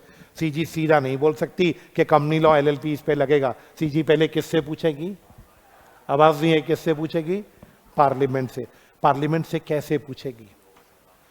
एक कॉपी नोटिफिकेशन की लोकसभा को भेजेगी और एक कॉपी राज्यसभा को भेजेगी कि सर हम ये नोटिफिकेशन लाना चाहते हैं, हम ये सेक्शन एलएलपी पे लगाना चाहते हैं, आप लोगों को कोई प्रॉब्लम तो? दोनों हाउसेस में एक एक कॉपी भेज दी जाएगी। और कितने दिनों के लिए भेजी जाएगी? कम से कम 30 दिन। दोनों हाउसेस में लेड कर दी जाएगी एक एक कॉपी, एक लोकसभा में और एक, अब मान लो लोकसभा का जो सेशन होता है, सेशन वो 10 दिन का है, तो कोई बात नहीं, 30 दिन के लिए रखनी है। कितने दिन का सेशन लगा लोकसभा का? तो एक सेशन में रख दी। थोड़े सेशन होते हैं बेटा, लोकसभा हमारी तरह नहीं है रोज काम करती है, उनके सेशन होते हैं समर में थोड़े दिनों के लिए इकट्ठा होते हैं, फिर ऑटम में, फिर विंटर में, है ना। अभी फरवरी, अभी बजट सेशन लगा था, अब मेरा डाउट अभी सेशन में नहीं है, मार्च में सेशन नहीं है, अब अप्रैल में सेशन आएगा। तो 10 दिन का सेशन लगा था अप्रैल में रख दिया। अब अप्रैल के बाद सेशन लगा मॉनसून में, जुलाई में, मॉनसून में सेशन लगा 15 दिन का। हमें तो कितने दिन रखना था दोस्तों बताओ? 30। तो 2 सेशन में कितने दिन हो गए भाई, ताना जरा? 15। अब मॉनसून सेशन खत्म हो गया, फिर लगा एक सेशन जाके अपना ऑटम में, अक्टूबर के आसपास, वो लगा था सेशन 20 दिन का। हम उसमें सिर्फ कितने दिन और रखेंगे दोस्तों बताओ? हमें टोटल 30 दिन रखने हैं, चाहे एक सेशन में ही 30 दिन पूरे हो जाए, चाहे 2-3 सेशन मिला के 30 दिन हो। दोनों सेशन, देखो मैंने क्या लिखा, 1 और मोर सेशंस। बोलो बच्चे क्या बात क्लियर है? अगला सवाल, अगर दोनों हाउसेस ने रिजेक्ट कर दिया तो क्या होगा?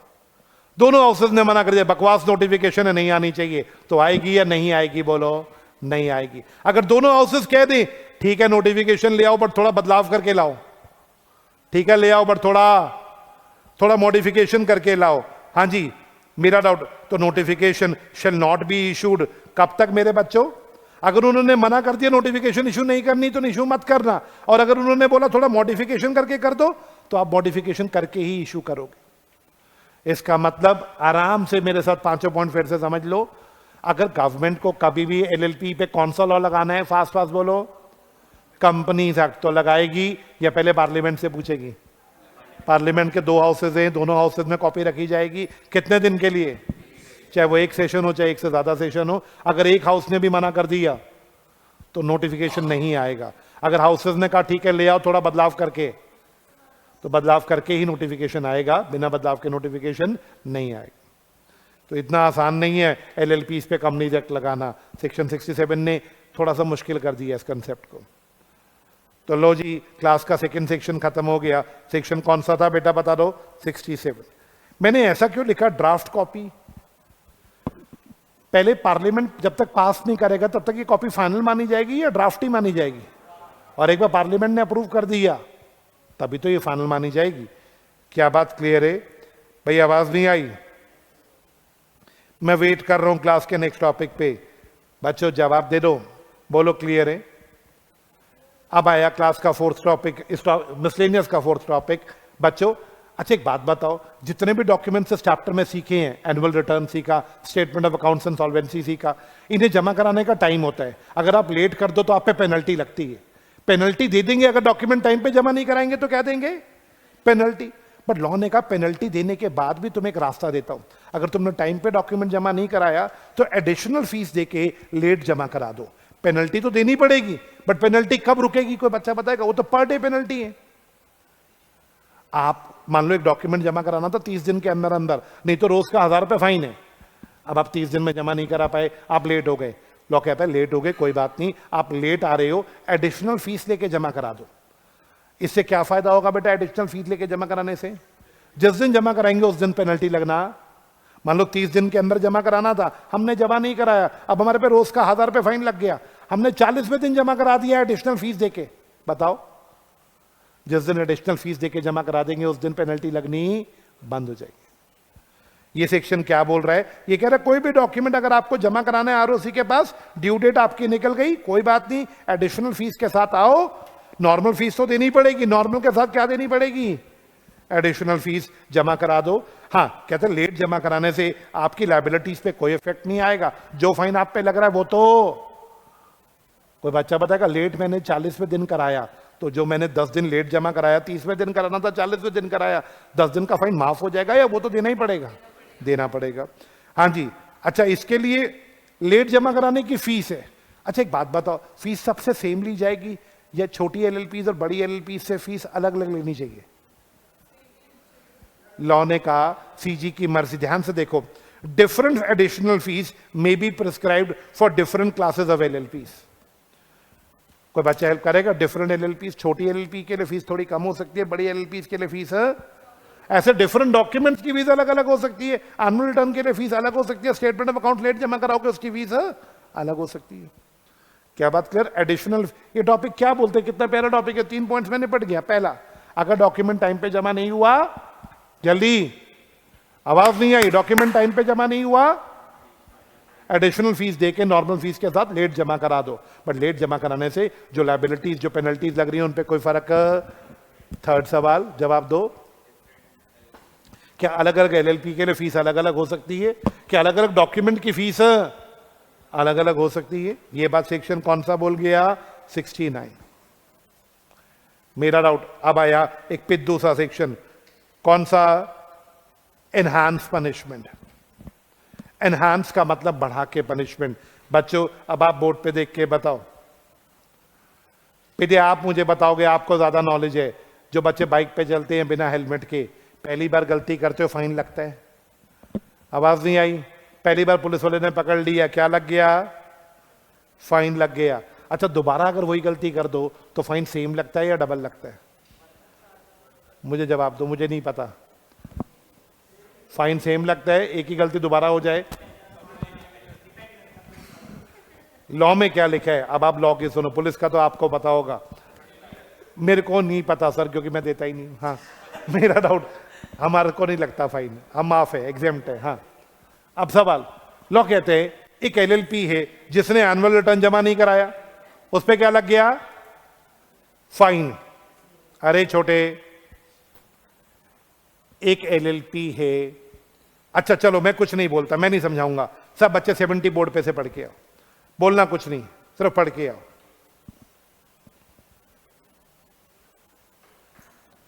बोलना नहीं है कुछ भी, किसी ने नहीं बोलना, पढ़ना है, सिर्फ पढ़ लिया। अब मैं तुम्हें एक चीज पूछ रहा हूं, ये प्रैक्टिकली जोड़ के दिखाता हूं। हाँ जी, ये देखो बेटा, एनुअल रिटर्न जमा कराने को लॉ ने कितने दिन का टाइम दिया दोस्तों, बोलो? 60 दिन में जमा नहीं कराया तो कोई बच्चा बताएगा रोज का कितना पेनल्टी है?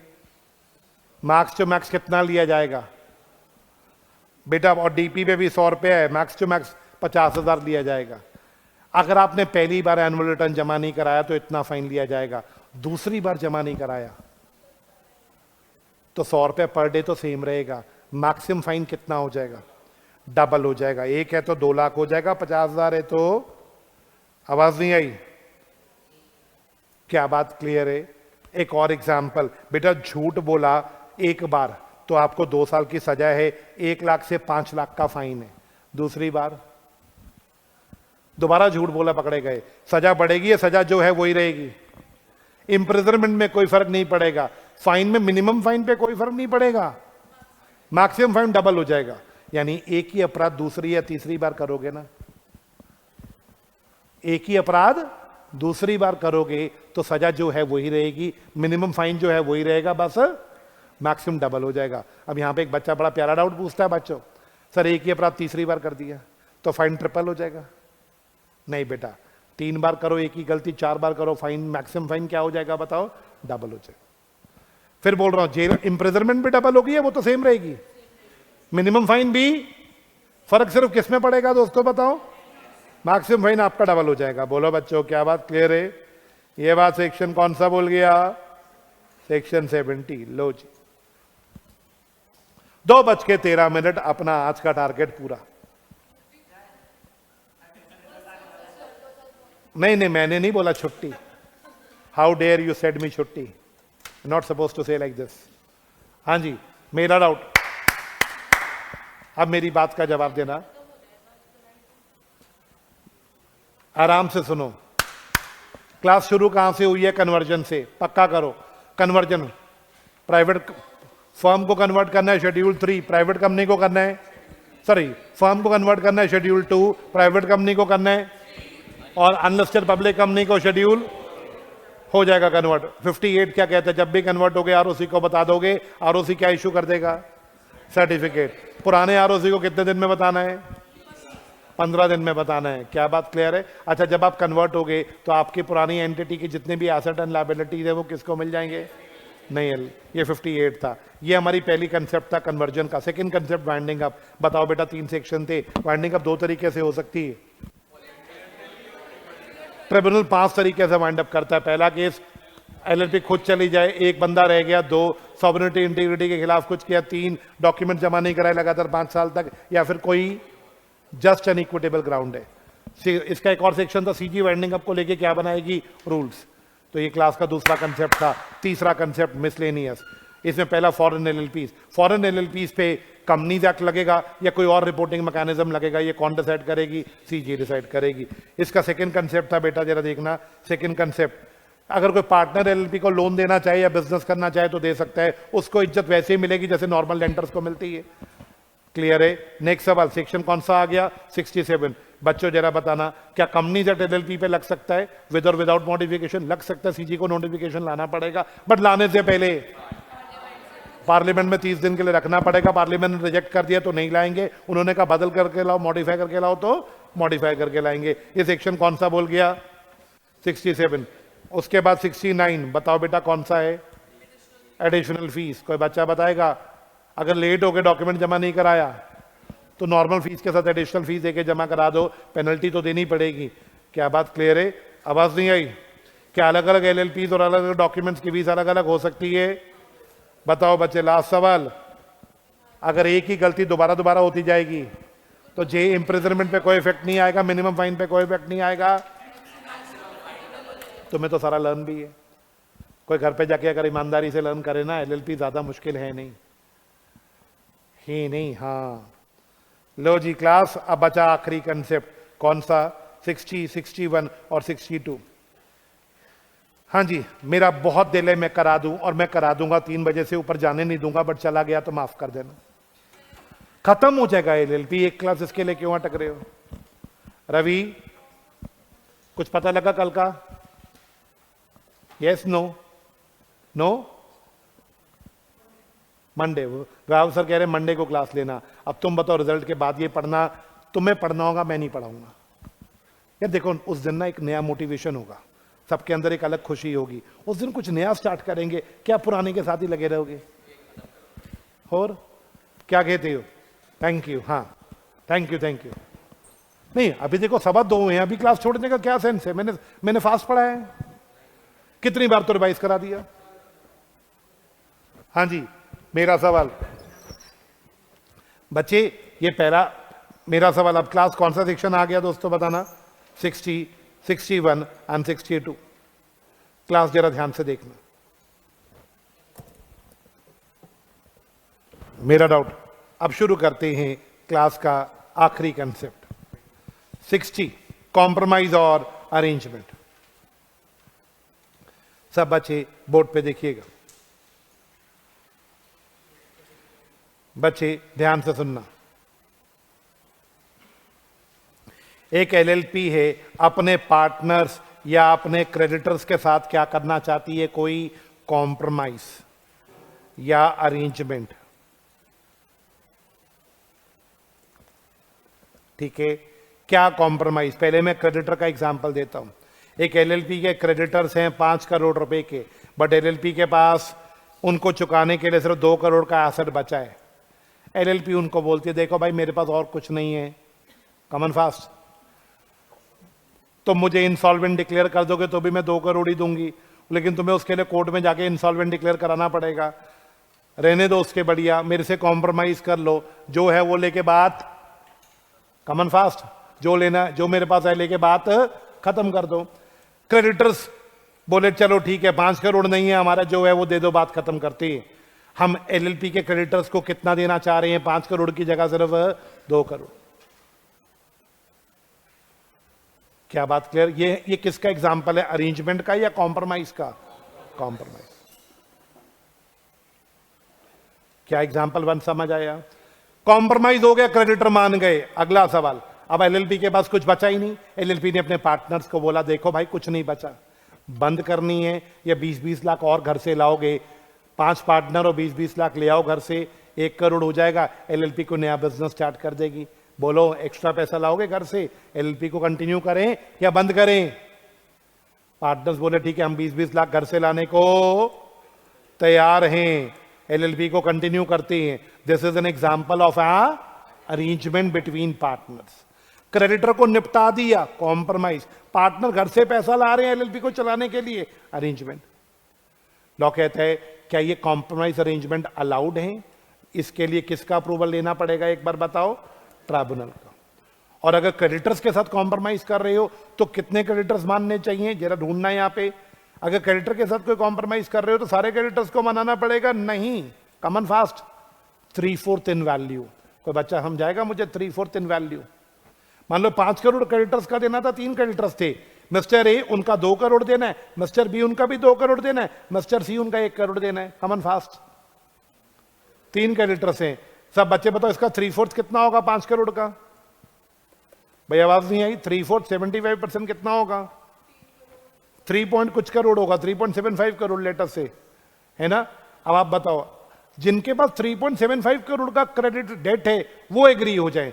ए मान गया, कह रहा कोई नहीं कॉम्प्रोमाइज कर लो यार, बी कह रहा है कोई नहीं कॉम्प्रोमाइज कर लो यार, सी कहता है बिल्कुल नहीं करना कॉम्प्रोमाइज। सारे क्रेडिटर्स का कंसेंट चाहिए या 3/4 इन वैल्यू का कंसेंट चाहिए? इन दोनों की वैल्यू कितनी है दोस्तों बताना? क्या 3/4 से ज्यादा ही वैल्यू है बताना? यस। तो अगर 3/4 क्रेडिटर्स मान जाए, क्या बात क्लियर? तो ट्रिब्यूनल अप्रूवल दे दे तो कोई प्रॉब्लम नहीं है। आओ शुरू करते हैं। एक कॉम्प्रोमाइज या अरेंजमेंट प्रपोज हुआ है बिटवीन एलएलपी और उसके क्रेडिटर्स के बीच में कोई कॉम्प्रोमाइज हुआ है या पार्टनर के साथ कोई अरेंजमेंट हुआ है। ट्रिब्यूनल बाय ऑर्डर एक मीटिंग बुलाएगा। किसकी मीटिंग पहले बताओ बेटा? अगर क्रेडिटर के साथ कॉम्प्रोमाइज है तो क्रेडिटर्स की मीटिंग बुलाई जाएगी, मैं पार्टनर्स के साथ कोई कॉम्प्रोमाइज है तो पार्टनर्स की मीटिंग बुलाई जाएगी। बेटा थोड़ा सा टेक्निकल है। ट्रिब्यूनल मीटिंग बुलाएगा किसके कहने पे? एलएलपी या कोई क्रेडिटर या कोई पार्टनर या लिक्विडेटर, इन चारों में से किसी एक के कहने पे ट्रिब्यूनल एलएलपी की क्या बुलाएगा दोस्तों बोलो? मीटिंग। दोबारा एलएलपी की कॉम्प्रोमाइज या अरेंजमेंट करवाना है, एलएलपी का कोई पार्टनर, एलएलपी का क्रेडिटर या एलएलपी खुद या एलएलपी का लिक्विडेटर, इनमें से कोई आकर ट्रिब्यूनल को रिक्वेस्ट कर दे सर एक एलएलपी की मीटिंग बुला दो ना सर, कॉम्प्रोमाइज करवाना है सर। ट्रिब्यूनल बुला देगा। स्टेप 1 क्या बुलाई गई है दोस्तों बोलो? मीटिंग। मीटिंग अब कैसे होगी? जैसे ट्रिब्यूनल ने बोला है। क्रेडिटर्स की मीटिंग है तो तीनों क्रेडिटर्स आएंगे ए बी सी, मैं पार्टनर्स की मीटिंग है तो पार्टनर्स आएंगे।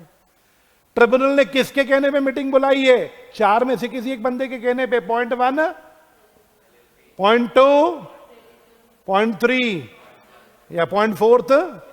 ये लिक्विडेटर क्या है अभी समझ आएगा।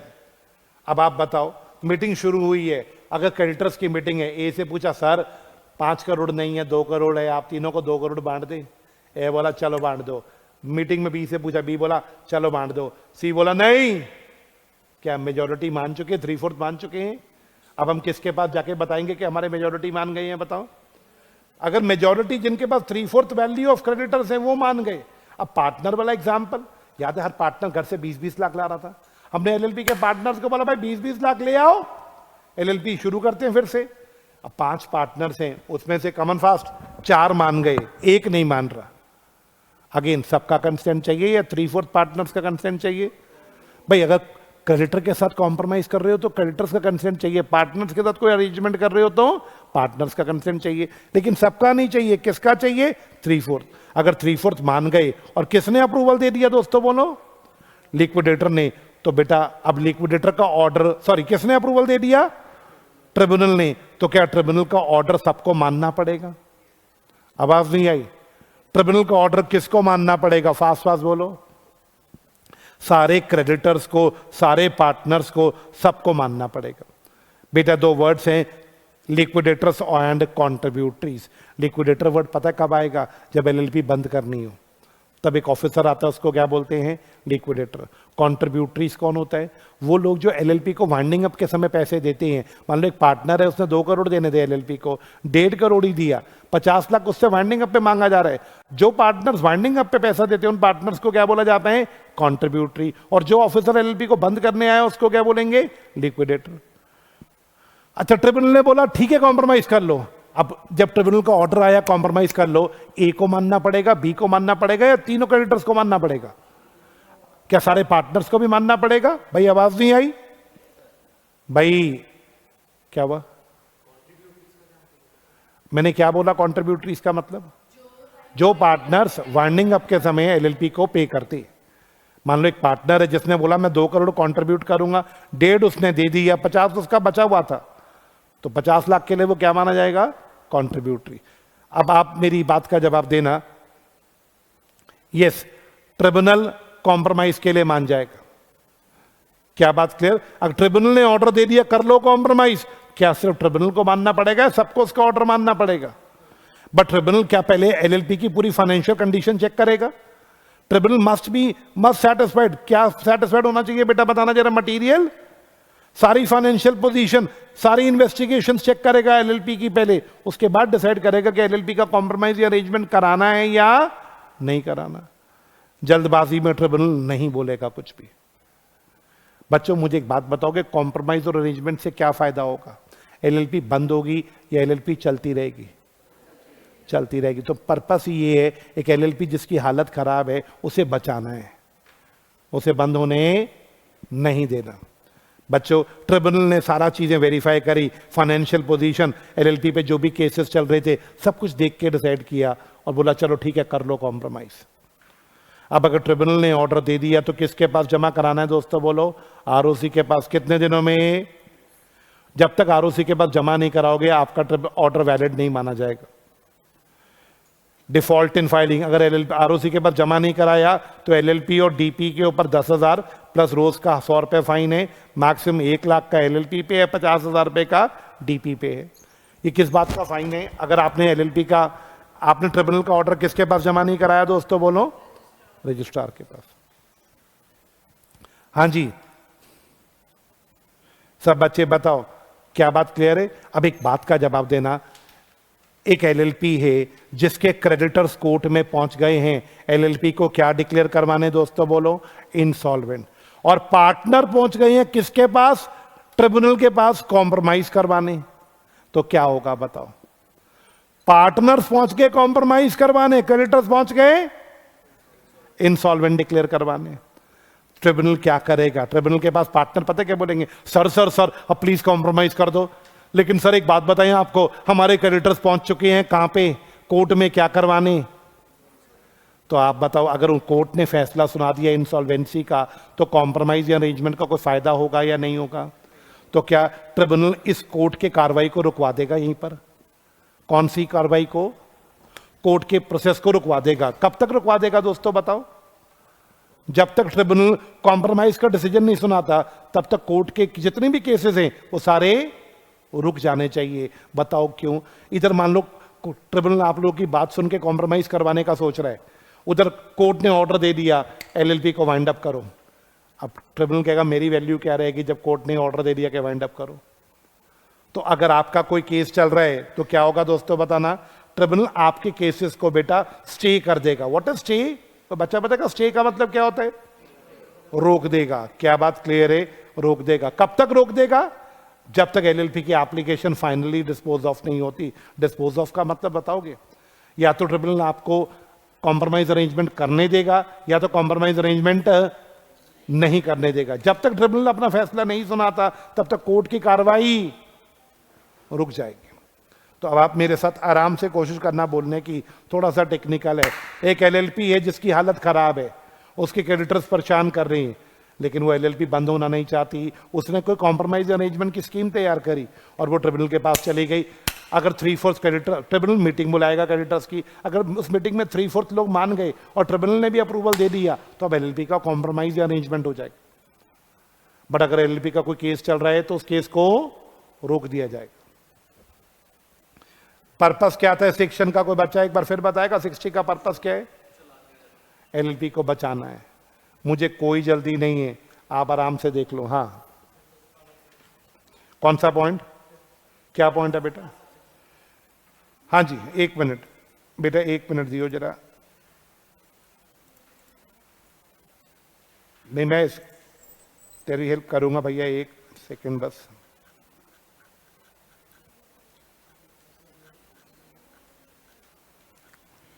ये लो बेटा, कौन सा लास्ट वाला पॉइंट? ट्रिब्यूनल में at any time after application has been made to it under this section stay the commencement or continuation of any suit। अगर सूट अभी शुरू नहीं हुई तो कमेंस होने नहीं देगा, और अगर चल रही है तो उसे कंटिन्यू होने स्टे हो जाएगी। स्टे का मतलब क्या होता है बेटा? रुक जाएगी। मतलब अगर अभी शुरू ही नहीं हुई थी तो रुक जाएगी, और अगर चल भी रही थी तो भी रुक जाएगी। जो भी प्रोसीडिंग एलएलपी के खिलाफ चल रही थी उन्हें रुकवा दिया जाएगा। क्या बात क्लियर? कब तक के लिए? Until the application is finally disposed of। जब तक ट्रिब्यूनल का फैसला नहीं आता तब तक बाकी केसेस रोक दिए जाएंगे। क्या ये पनिशमेंट सबको समझ आ गई थी? ऊपर चलिए, ये वाला पॉइंट समझ आया था कि आरओसी के पास किसका ऑर्डर जमा कराना है? ये देखो बच्चों, कितने क्रेडिटर्स को मनाना है पहले बताना जरा। क्रेडिटर्स या पार्टनर्स मानेंगे तो उनकी एक मीटिंग होगी, यस और नो। मीटिंग के बाद किसका अप्रूवल आना चाहिए? और उसके बाद आप कर सकते हो। सब बच्चे याद करके बताओगे। बट ट्रिब्यूनल तब तक ऑर्डर नहीं देगा जब तक आप उसके सामने अपनी पूरी पिक्चर क्लियर नहीं करोगे। याद आया कुछ? आप अपनी फाइनेंशियल पोजीशन उसको नहीं बताते, आप पे जो जो केसेस चल रहे हैं उसको नहीं बताओगे, तब तक ट्रिब्यूनल कोई फैसला नहीं सुनाएगा। हाँ जी, हाँ देखो, सबका कंसेंट नहीं ले सकते ना बेटा। इनका कहना है 3/4 क्रेडिटर मान गए, 1/4 नहीं मान रहे। अब एग्जाम्पल याद है, 5 करोड़, ए का 2 करोड़ देना था, बी का 2 करोड़ देना था, सी का 1 करोड़। एलएलपी बोली मेरे पास है ही 2 करोड़ रुपया, यानी कोई बच्चा बताएगा 5 में से 2 करोड़ कितना परसेंट हुआ? 40%। 40% ये मेरे पास तो देने को। ये कहता चलो कोई बात नहीं, ये मना कर रहे हैं। ट्रिब्यूनल ने कहा चलो कर लो कॉम्प्रोमाइज। अब आप बताओ, क्या इसको भी मानना पड़ेगा कॉम्प्रोमाइज? ये पॉइंट आया नहीं था कि बाइंडिंग सब पे या सारे क्रेडिटर्स को मानना पड़ेगा? किसको मानना पड़ेगा? सारे क्रेडिटर्स और सारे पार्टनर्स को। अब 1 मिनट पहले एग्जांपल पूरा करिए। ये वाला 40% ही देना है, इसको कितना मिलेगा? 2 करोड़ का 40%। भाई आवाज नहीं आई है? 80 इसको, 80 इसको और 40 इसको। लो जी, राम राम। हाँ जी, आप बोलो अगला सवाल। ये देखिए 2 वर्ड्स और हैं। ट्रिब्यूनल का ऑर्डर सबको मानना पड़ेगा। अब लिक्विडेटर कहां से आ गया? एलएलपी का क्या शुरू हो गया था दोस्तों बताओ? ये देखो वर्ड है, हाँ जी, in case LLP is which is being bound up. What is bound up? LLP का बाउंडिंग अप शुरू हो गया था। एसेट बिक रहे थे और क्या पे हो रही थी बताओ? तो एलएलपी के लिक्विडेटर को भी बोल दिया जाएगा रुक जा, रुक जा। ट्रिब्यूनल ने बोला रुक जा, अभी एलएलपी बंद करनी है या एलएलपी का कॉम्प्रोमाइज करवाना है? तो लिक्विडेटर रुक जाएगा। अगला वर्ड कौन थे दोस्तों बताओ? कॉन्ट्रीब्यूटरी वो थे जिन्होंने वाइंडिंग अप के समय एलएलपी को पैसे देने थे। ट्रिब्यूनल बोलेगा इनको तुम भी शांत हो जाओ, अभी तुम्हें कुछ नहीं देना, अभी एक बार कॉम्प्रोमाइज होने दो, तब तक के लिए तुम सारे रुक जाओ। तुम सबको मेरी बात माननी पड़ेगी। जो वाइंडिंग अप देखते हैं, लिक्विडेटर इज एन ऑफिसर जो वाइंडिंग अप करता है। कॉन्ट्रीब्यूटरीज कौन है? वो पार्टनर्स जो एलएलपी को वाइंडिंग अप पे करती हैं। इन सबको ट्रिब्यूनल की बात माननी पड़ेगी। बट ये प्रोविजो क्या बोल रही थी? ट्रिब्यूनल तब तक कोई फैसला नहीं सुनाएगा जब तक ट्रिब्यूनल को आप फाइनेंशियल पोजीशन नहीं बताओगे, एलएलपी पे जो जो केसेस चल रहे हैं वो नहीं बताओगे।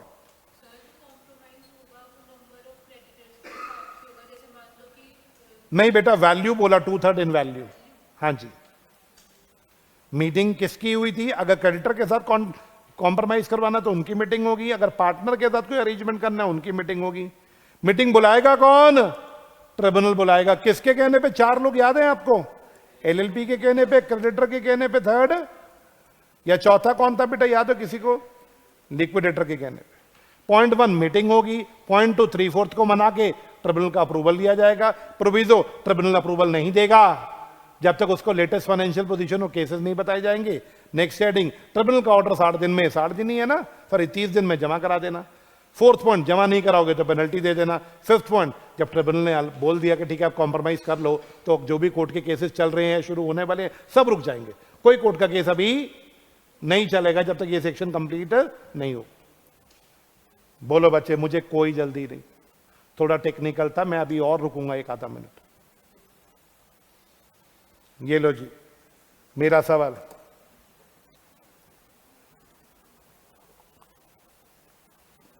हाँ जी, वेट हो रही है। यो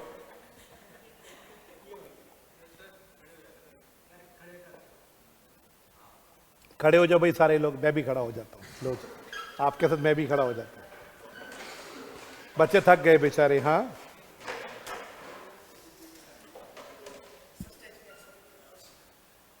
मैं तो बैठ सकता हूं, मुझे नींद नहीं आई। नहीं कोई नहीं बैठेगा। अभी बताओ सेक्शन कौन सा हो गया? क्लास 2 मिनट और लगाएंगे, उसके बाद सेक्शन को बंद करेंगे। एक बार फिर से बताओ, कॉम्प्रोमाइज किसके बीच में कराना है? एलएलपी और उसके, या फिर अरेंजमेंट किसके बीच में कराना है? एलएलपी और उसके। तो इनकी मीटिंग कौन बुलाएगा? किसके कहने पे? 4 लोग,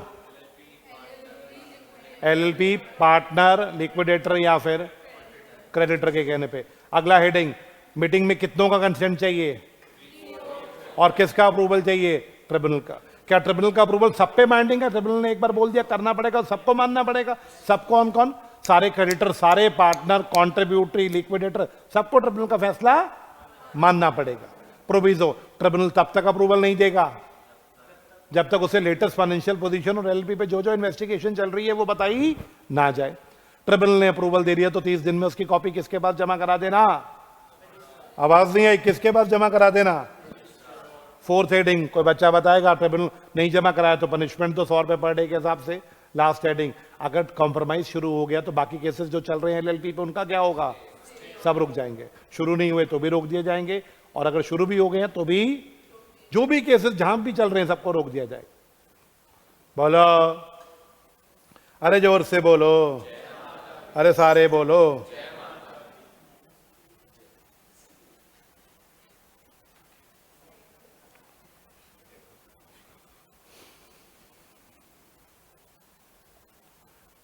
अब मेरा सवाल, ट्रिब्यूनल ने बोल दिया कॉम्प्रोमाइज अरेंजमेंट कर लो, ठीक है सर, क्या बोला था? हर क्रेडिटर को कितने पैसे मिलेंगे? 20-20 लाख, नहीं सॉरी, हर क्रेडिटर को कितना मिलेगा? 40%। अब ट्रिब्यूनल देख सकता है कि जैसा मैंने बोला वैसा हो भी रहा है या नहीं हो रहा। ट्रिब्यूनल देखेगा क्या जो मैंने बोला था? मैंने बोला था हर क्रेडिटर को 40% दे देना। आवाज नहीं आई। अब ट्रिब्यूनल देखने आएगा, ध्यान से सुनना, ट्रिब्यूनल देखने आएगा, वो सुपरवाइज करेगा। ध्यान से, क्या वर्ड बोला मैंने? क्या करेगा? सुपरवाइज करेगा कि जो मैंने बोला था कॉम्प्रोमाइज या अरेंजमेंट को, वो ठीक से कैरी आउट हो भी रहा है या नहीं हो रहा। जो मैंने बोला था कॉम्प्रोमाइज या अरेंजमेंट को, वो ठीक से कैरी आउट हो भी रहा है या? ये कौन सुपरवाइज करेगा बच्चों बताओ? ट्रिब्यूनल। देखने आया, क्या देखा? क्रेडिटर रो रहा है एक, याद है 3 क्रेडिटर थे, ए और बी मान गए, कौन नहीं मान रहा? सी परेशान हो रहा है। सर देख लो सर, ट्रिब्यूनल ने क्या देखा? सी लड़ रहा है एलएलपी से, मेरे को नहीं पता, मुझे 40% नहीं चाहिए। मेरा तो ट्रिब्यूनल ने देख लिया, वो कह रहा है जी मैं नहीं लूंगा 40%, लड़ रहा है वो। ट्रिब्यूनल ने देख ली ये बात। क्या ट्रिब्यूनल थोड़ा सा अपने ऑर्डर में रिलैक्सेशन कर सकता है? अगर उसे लगता है ट्रिब्यूनल अड़ गया, 3/4 को मना लिया था, अब सी तो मान नहीं रहा था, सी ने बी को भी पटा लिया, बी भी अड़ गया, हाँ हमें नहीं चाहिए 3, हमें नहीं चाहिए 40%, हमें तो पूरा चाहिए। अब अड़ गए। अब ए अकेला, ए 3 क्रेडिटर का एग्जांपल याद है ना, ए बी सी, ए और बी मान गए थे 2-2 करोड़ वाले, सी नहीं मान रहा था। अब की बार तो सी ने बी को भी पटा लिया, बी भी कह रहा है सर वो ट्रिब्यूनल ने बोला क्या हुआ सर, कोई कॉम्प्रोमाइज नहीं हो पा रहा। क्यों नहीं हो पा रहा? सर देखो 2 क्रेडिटर मान ही नहीं रहे। ट्रिब्यूनल बोला बट मान तो गए थे 3/4। कह रहे सर उस समय मान गए थे लेकिन अब नहीं मान रहे। ट्रिब्यूनल बोलेगा अच्छा थोड़ा बहुत हम क्या कर देती हैं, सब बच्चे बोलो, थोड़ा बहुत हम क्या कर देती हैं, हमको डायरेक्शन दे देती हैं, थोड़ा बहुत मॉडिफिकेशन कर देती हैं ताकि कॉम्प्रोमाइज और अरेंजमेंट ठीक से वर्क कर सके। हम थोड़ी डायरेक्शन इशू कर देते हैं, डायरेक्शन का हिंदी होता है निर्देश। हम थोड़ा बदलाव कर देते हैं, मॉडिफिकेशन, ताकि जो कॉम्प्रोमाइज और अरेंजमेंट है ना वो थोड़ा सही से चल पाए। क्या चाहते हो क्रेडिटर? क्रेडिटर बोला हम 40% नहीं लेंगे। हाँ, बी ने मना कर दिया, सी कह रहा है हम भी नहीं लेंगे। ए बोला सर हमें तो कोई प्रॉब्लम नहीं। ट्रिब्यूनल बोला रुको रुको रुको, ए तुम लेने को तैयार हो 40%? Yes sir. बी और सी नो सर। रुको, कितना कितना है तुम्हारा? सर 2 करोड़ 2 करोड़ 1 करोड़। रुको रुको रुको, पार्टनर्स को बुलाया। पार्टनर्स, एक 20 लाख रुपए तुम लोग दे दोगे? तुम 20-20 लाख दे रहे थे एलएलपी को चलाने के लिए, दोबारा क्रेडिटर मान नहीं रहे, इन्हें थोड़ा और देना पड़ेगा, क्या तुम अपने घर से ले आओगे? पार्टनर्स, पार्टनर बोले हमारी लायबिलिटी लिमिटेड होती है, हम नहीं लाएंगे। याद आया किसी को? मैं मानता हूं तुम्हारी लायबिलिटी क्या होती है, लिमिटेड, बट तुम नहीं लाओगे, क्रेडिटर मान नहीं रहे, मैं क्या करूं? ट्रिब्यूनल बोलेगा मैं क्या करूं, तुम घर से पैसा ला नहीं रहे, क्रेडिटर तुम्हारा मान नहीं रहा, भाई फिर मेरे पास एक ही रास्ता बचा है। किसी को इशारा समझ आ गया? फिर मेरे पास एक ही रास्ता बचा है। अगर तुम चाहते हो सीरियसली कि ये कॉम्प्रोमाइज वर्कआउट हो सके, तो जो पैसे ये और मांग रहे हैं अपने अपने घर से लाके इनको दे दो। भाई ऐसा है 50% ले लो सारे क्रेडिटर, क्रेडिटर मान गए, चलो सर 50% दिलवा दो, तीनों मान गए, 40 की जगह 50। अब एलएलपी के पास तो 50% है ही नहीं चुकाने के लिए। किसी को याद हो 5 करोड़ की लायबिलिटी थी, एलएलपी के पास तो सिर्फ कितना था, 2 करोड़। कितना कम पड़ रहा है? 5 करोड़ का 50 होता है 2.5 करोड़। कितना कम पड़ रहा है? 50 लाख। 50 लाख किससे मांगा जाएगा? पार्टनर ले आओगे तो तुम्हारी वर्किंग हो जाएगी, तुम्हारी कॉम्प्रोमाइज हो जाएगा, नहीं लाओगे कॉमन फास्ट।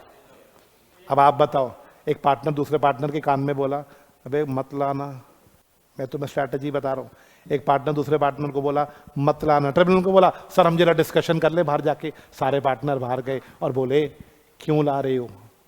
बड़ी प्यार से, बड़ी बात ध्यान से सुनना, क्यों ला रहे हो? हमारी लायबिलिटीज तो लिमिटेड होती है, घर से लाके इनको क्यों चुकाएं? एलएलपी को इंसॉल्वेंट करा देते हैं, हमारा क्या जाएगा? हमारी लायबिलिटी तो लिमिटेड है, इस एलएलपी को बंद कर देते हैं। बिजनेस करने का मन है, एक फ्रेश एलएलपी खोल के कैपिटल उसमें डाल देंगे, 50 लाख खराब क्यों करें किसी को? अब पार्टनर अगर ऐसा सोच रहे हैं, सब बच्चे बताओ, तो क्या कॉम्प्रोमाइज अरेंजमेंट वर्कआउट हो पाएगा या फेल हो जाएगा? ट्रिब्यूनल पूरी डायरेक्शन देना चाहता है, वो कहता है मैं बदलाव कर दूंगा, मैं चाहता हूं कॉम्प्रोमाइज अरेंजमेंट हो जाए। क्या बच्चे बोलो, क्या बात क्लियर है? लेकिन अगला लाइन सुनो, अगर ट्रिब्यूनल सेटिस्फाई हो गया ना कि कॉम्प्रोमाइज अरेंजमेंट नहीं हो सकता, ट्रिब्यूनल सेटिस्फाई हो गया कि कोई कॉम्प्रोमाइज अरेंजमेंट नहीं हो सकता, तो बताओ उसने बेचारे ने मॉडिफिकेशन भी कर दी तो भी नहीं हो पा रहा, तो ट्रिब्यूनल फिर अपनी मर्जी से या किसी के कहने पे ऑर्डर कर देगा कि एलएलपी को क्या कर दो। सब बच्चे बोलो भाई, अब कोई कॉम्प्रोमाइज अरेंजमेंट हो ही नहीं पा रहा तो फिर एलएलपी को क्या कर दो, वाइंड अप। सेक्शन कौन सा चल रहा है दोस्तों बताओगे? 61। 61 की शुरुआत कैसे होती है अभी लर्न हो जाएगा, बैठा दूंगा 2 मिनट और देना। 61 ट्रिब्यूनल देख रहा है, सुपरवाइज से शुरू होता है। क्या सुपरवाइज कर रहा है दोस्तों बताओगे? कि जो मैंने कॉम्प्रोमाइज अरेंजमेंट बोला था वो सही से हो भी रहा है, कैरिंग आउट वर्ड देख रहे हो, कीवर्ड क्या वर्ड है, क्या ठीक से हो भी रहा है या नहीं हो रहा? और अगर उसको लगता है ठीक से नहीं हो रहा, सेकेंड पॉइंट, तो क्या वो अपने ऑर्डर में थोड़े बदलाव कर सकता है, कोई मॉडिफिकेशन ला सकता है, वो डायरेक्शन देके बदला कर सकता है। क्यों बदलना चाह रहा है वो बताओ? ताकि वर्किंग प्रॉपर हो सके, ताकि कॉम्प्रोमाइज अरेंजमेंट ना हो सके या हो सके। क्या क्या डायरेक्शन बदली थी? एग्जांपल क्या था? अरे 50 लाख और मांग रहे हैं पार्टनर, घर से लाके दे दो, बात खत्म हो जाएगी। अगर पार्टनर्स मान जाएं सर ला रहे हम घर से, 50 लाख लाके दे दें, क्या कॉम्प्रोमाइज हो गया? एलएलपी बंद हो गई या बच गई? बच गई।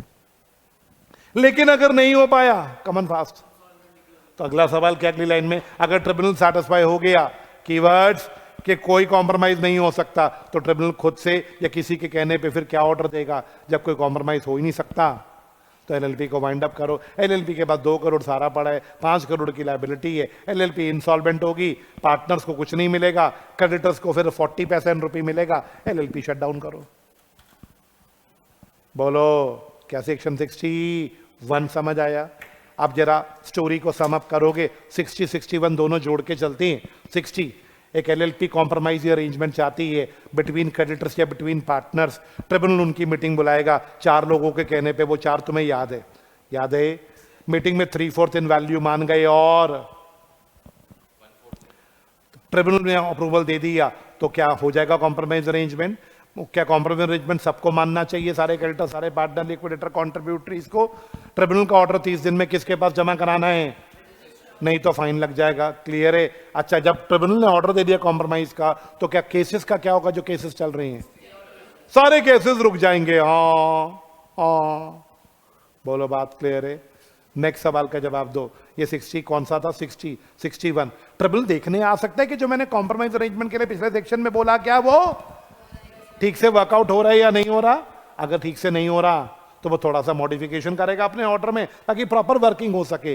बट अगर उसे लगता है कि कोई वर्किंग हो ही नहीं सकती, तो खुद से या किसी के कहने पे वाइंडिंग अप कर देगा। ये सेक्शन खत्म हो गया। कौन सा? 61। Last but not the least, अभी भी 15-16 मिनट पड़े हैं। बैठ जाए, बैठ जाओ, सब लोग बैठ जाओ। आखिरी सेक्शन बैठ के कर लो। कुछ या समझ आया? सेक्शन 61 पीछे वालों कुछ समझ आया कि सो गए थे? खड़े खड़े भी सो गए? सब बच्चे 61 पढ़ के आइए, मैं वेट कर रहा हूं। सब बच्चे अपना 61 पढ़ के आ रहे हैं, मैं वेट कर रहा हूं।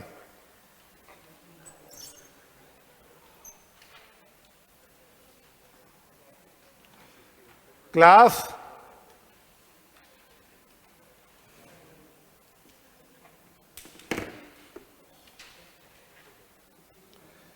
बेटा बातचीत हो रही है।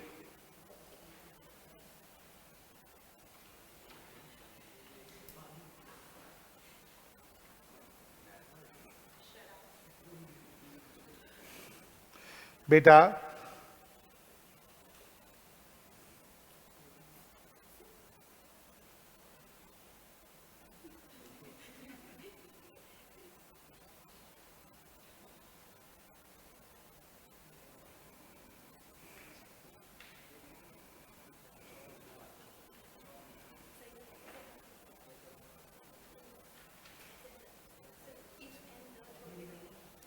बेटा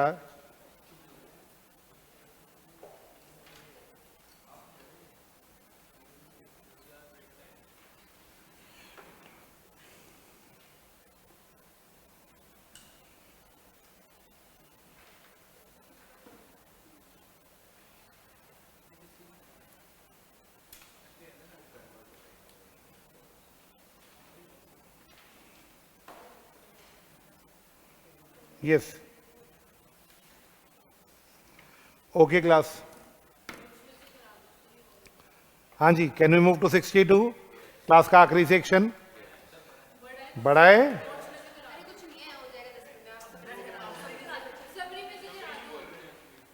आखिरी सेक्शन है एलएलपी का। यस, मेरा डाउट सब लोगों से। समरी में तो ये देखो आधे पेज का है। अच्छा, कोई भी पॉइंट छूटा नहीं होना चाहिए। यस, और सुनाओ, सब ठीक ठाक? थक गए? अच्छा एक बात देखो, क्या मैं शेड्यूल से बाहर गया हूं? मेरा तो 3 बजे तक का टाइम है, मैं तो टाइम से बाहर जा ही नहीं रहा।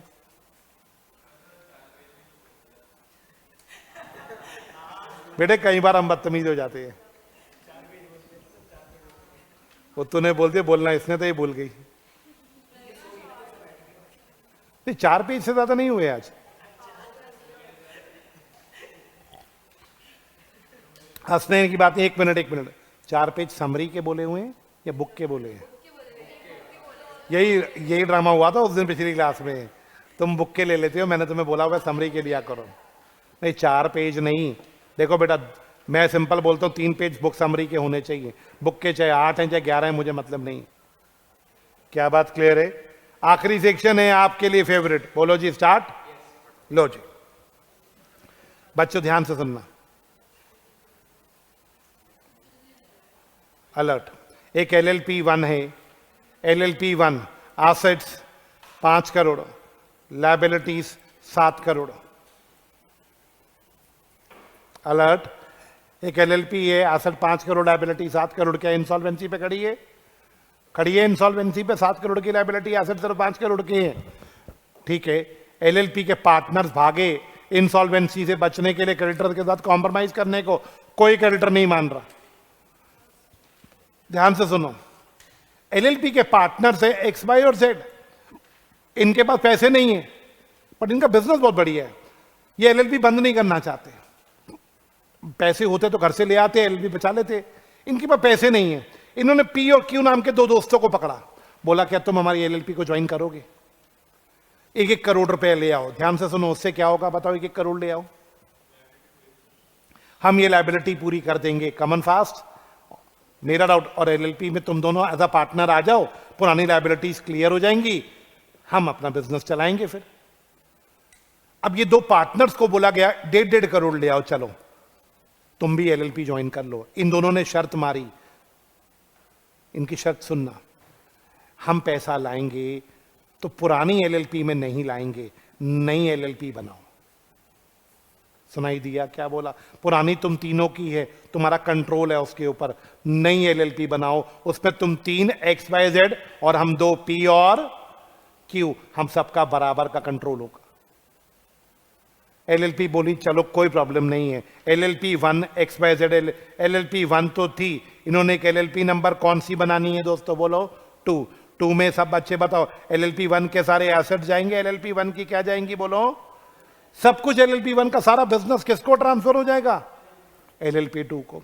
अब आप बताना LLP 2 क्या करेगी? LLP 2 में जो पार्टनर P और Q है वो घर से पैसा लाएंगे और किसको पे कर देंगे दोस्तों? बताओ, लायबिलिटी। जब एक LLP दूसरी LLP में कन्वर्ट हो रही है, इसे बोलते हैं reconstructions. These are the example of reconstruction. एक LLP को छोड़ के आप उसकी जगह पे नई LLP बना रहे हो और पुरानी LLP के सारा सामान किसको दे रहे हो? नई LLP को। This is reconstruction.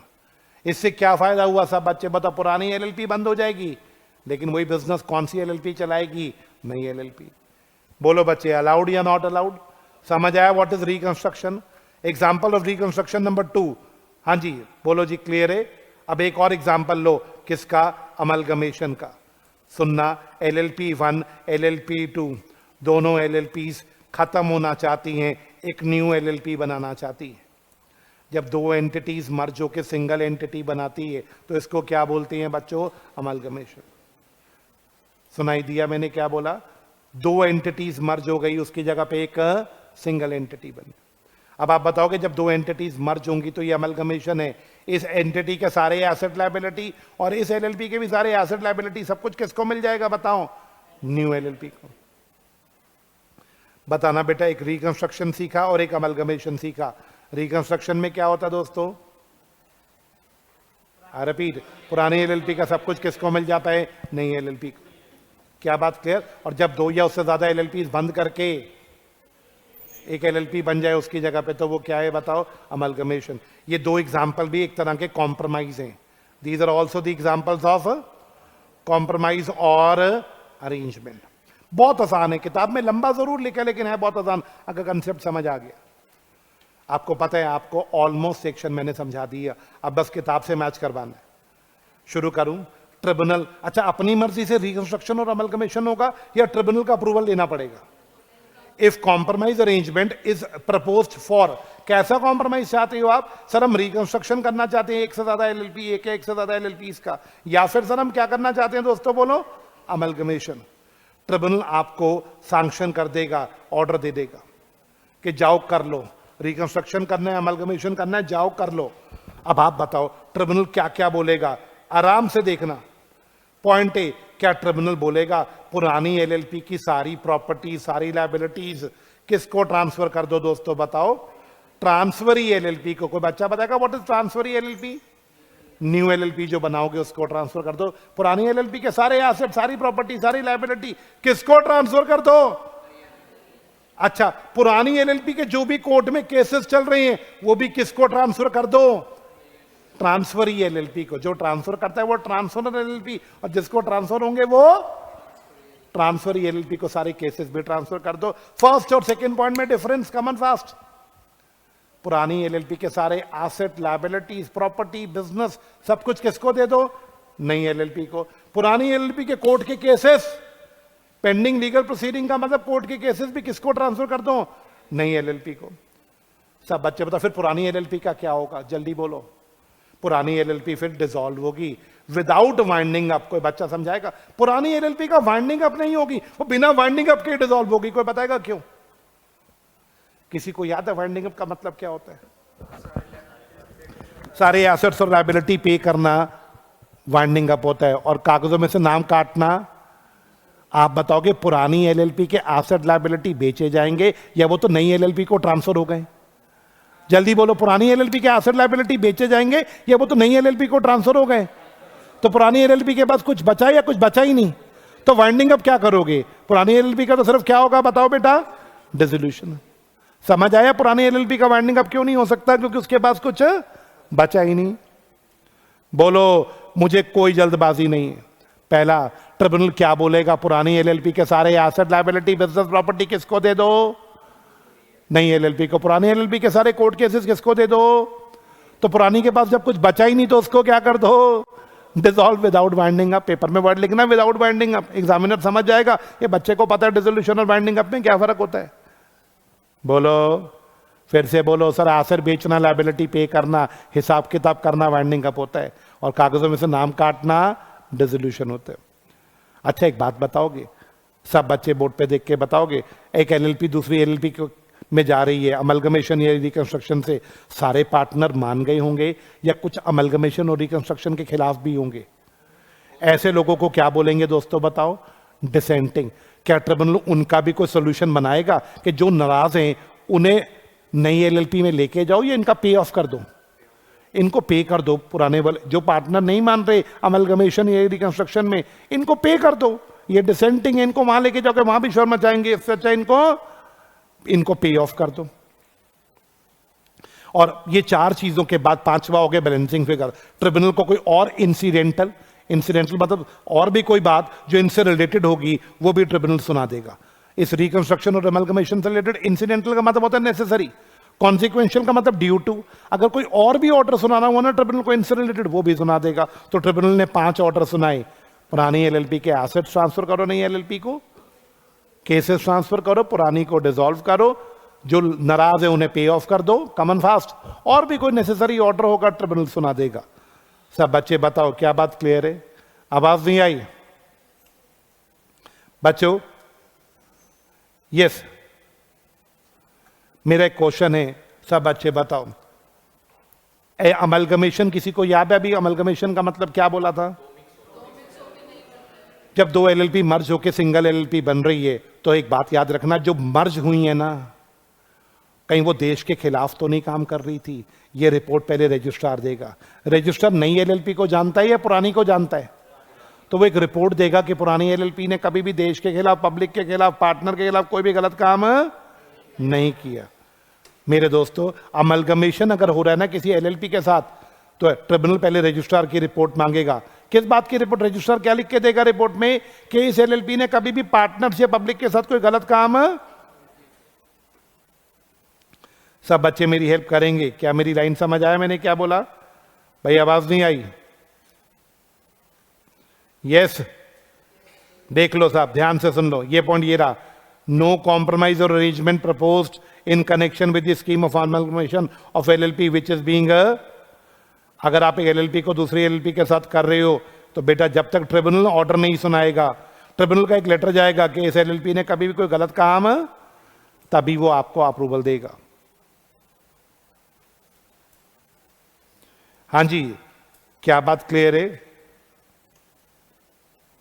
बच्चे? हो गया अमलगमेशन का पॉइंट समझ आ गया? किसी को याद है? पुरानी एलएलपी ने सब कुछ नई एलएलपी को दे दिया, तो पुरानी का क्या हुआ था? पुरानी वाली डिसॉल्व हुई थी, उसका नाम था dissolution of transferor LLP. Tribunal पहले लिक्विडेटर की रिपोर्ट मांगेगा। किसके लिए लिक्विडेटर की रिपोर्ट मांगी जाएगी? कि जिसको बंद कर रहे हैं उसके अफेयर्स भी गलत तो नहीं थे। कोई बच्चा आराम से डिफरेंशिएट करेगा एक बार? अगर पुरानी को बंद कर रहे हैं, कॉमन फास्ट पुरानी के सब कुछ नई को दे दिया, तो पुरानी बंद हो रही है, आवाज नहीं आई, तो ट्रिब्यूनल किसकी लिक्विडेटर की रिपोर्ट मांगेगा? अब आप बताओ इन दोनों पॉइंट्स में डिफरेंस क्या है? हाँ जी,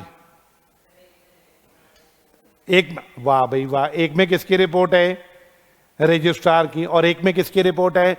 अच्छा, रिपोर्ट भी दोनों की सेम है कि एलएलपी ने कोई गलत काम नहीं किया, ये भी रिपोर्ट, बस इतना फर्क, एक में रजिस्ट्रार की रिपोर्ट, एक में लिक्विडेटर की रिपोर्ट, दोनों की रिपोर्ट में बिल्कुल सेम है कॉमन फास्ट कि एलएलपी ने कभी भी अपने पार्टनर्स या पब्लिक के खिलाफ गलत काम।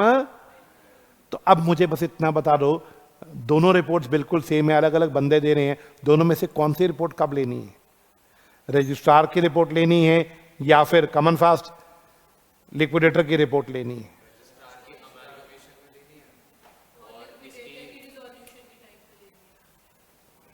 हाँ जी बच्चे, आवाज नहीं, मेरा डाउट, कौन सी रिपोर्ट कब लेनी है? दोनों में से एक लेनी है या दोनों लेनी है? अब आप बस मुझे इतना, चलो मैं अभी इसमें दो रिपोर्ट्स हैं ये तो समझ आ गया, कौन सी लेनी है अभी मैं 2 मिनट बाद इस पे आऊंगा, पहले जरा एंडिंग कर देता हूं पॉइंट्स की, कुछ बच्चों की शक्लें की लसनी वाली हो गई, ऐसे ही करे हो, मुझे समझ आ गया, 2 रिपोर्ट लेनी है, चलो मास्टर जी आगे चलो, मतलब ऐसा उनकी शक्लें दिखा रही हैं। अब पहले 1 मिनट बच्चों, एक बार याद करा दो फिर से, पुरानी एलएलपी की प्रॉपर्टी नई एलएलपी को मिल जाएंगी। अगर वो पुरानी प्रॉपर्टी किसी के, पुरानी एलएलपी का एक एसेट था लैंड पीएनबी बैंक के पास गिरवी पड़ा था पुरानी एलएलपी का, तो क्या वो गिरवी छुड़वा के दिया जाएगा नई एलएलपी को, या एज इट इज गिरवी जो होगा वो नई एलएलपी को दे दिया जाएगा? बेटा जी, लॉ कहता है freed from charges. What is freed from charges? अगर पुरानी एलएलपी की कोई प्रॉपर्टी गिरवी पड़ी है, प्लेज याद है, प्लेज, तो उसे फ्री करा के नई एलएलपी को दिया जाएगा। ये देखो, प्रॉपर्टी जो नई एलएलपी को दी जाएंगी बेटा, वो कैसे दी जाएंगी बेटा, बताना जरा? फ्री करा के दी जाएंगी बेटा। सर्टिफाइड कॉपी ऑफ ट्रिब्यूनल का जो भी ऑर्डर आएगा वो 30 दिन में किसके पास जमा हो जाएगा? नहीं तो क्या लग जाएगी बेटा, बताना? पनिशमेंट। क्या एक एलएलपी किसी कंपनी के साथ अमलगमेट हो सकती है? नहीं, एलएलपी का अमलगमेशन किसके साथ होगा? सिर्फ एलएलपी के साथ। लो जी, ये पॉइंट मैं नेक्स्ट क्लास की शुरुआत में पूछूंगा, कोई पढ़ के मुझे बताएगा तो बताना कि कब लिक्विडेटर की रिपोर्ट है, कब रजिस्ट्रार की, खुद पढ़ के आना। क्या बात क्लियर है? एक बार मैं एंडिंग कर दूं, सेक्शन 62 एंड, अगर एक एलएलपी दूसरी एलएलपी के साथ रिकंस्ट्रक्शन होना चाहती है या फिर क्या होना चाहती है, अमलगमेट, कोई प्रॉब्लम नहीं है, ट्रिब्यूनल का अप्रूवल ले लो। ट्रिब्यूनल 5 चीजें बोलेगा, पुराना एलएलपी की सारी प्रॉपर्टी नई को दे दो, पुरानी के सारे केसेस दे दो, पुरानी को डिसॉल्व कर दो, कॉमन फास्ट। 3, और एक चौथा पॉइंट क्या था? डिसेंटिंग को पैसे देगा, ये सब कुछ ट्रिब्यूनल कर देगा। सेफगार्ड्स क्या हैं बच्चों, याद करो, ये तो आपने अभी नहीं, मैंने 2 रिपोर्ट्स आएंगी, एक लिक्विडेटर देगा और एक रजिस्ट्रार देगा कि एलएलपी ने कभी गलत काम। नेक्स्ट सवाल, जब पुरानी एलएलपी की प्रॉपर्टी नई एलएलपी को मिलेगी तो उसके प्रॉपर्टीज अगर कहीं पे गिरवी पड़ी हैं तो फ्री करा के दी जाएंगी। क्या बात क्लियर? ट्रिब्यूनल का ऑर्डर आरओसी के पास जमा कराना, नहीं तो फाइन लगेगा। और एलएलपी सिर्फ एलएलपी के साथ अमलगमेट हो सकती है, एलएलपी कभी किसी कंपनी के साथ अमलगमेट नहीं हो सकती। That's all. एंड में आखिरी, थोड़ा टाइम हो सकता है मेरी स्पीड फास्ट हुई हो, मैंने तो अपनी तरफ से आराम आराम से कराया। चलिए मिलते हैं, once again best of luck to all of you. हाँ जी, एलएलपी की एक रिवीजन क्लास नेक्स्ट वीक में लूंगा, कंपनी शुरू कर दूंगा नेक्स्ट वीक में। एक 1 डे रिवीजन होगा सिर्फ किसका? एलएलपी का। बाय टू ऑल बेटा। डिसेंटिंग जो खुश नहीं थे, जो नाराज थे,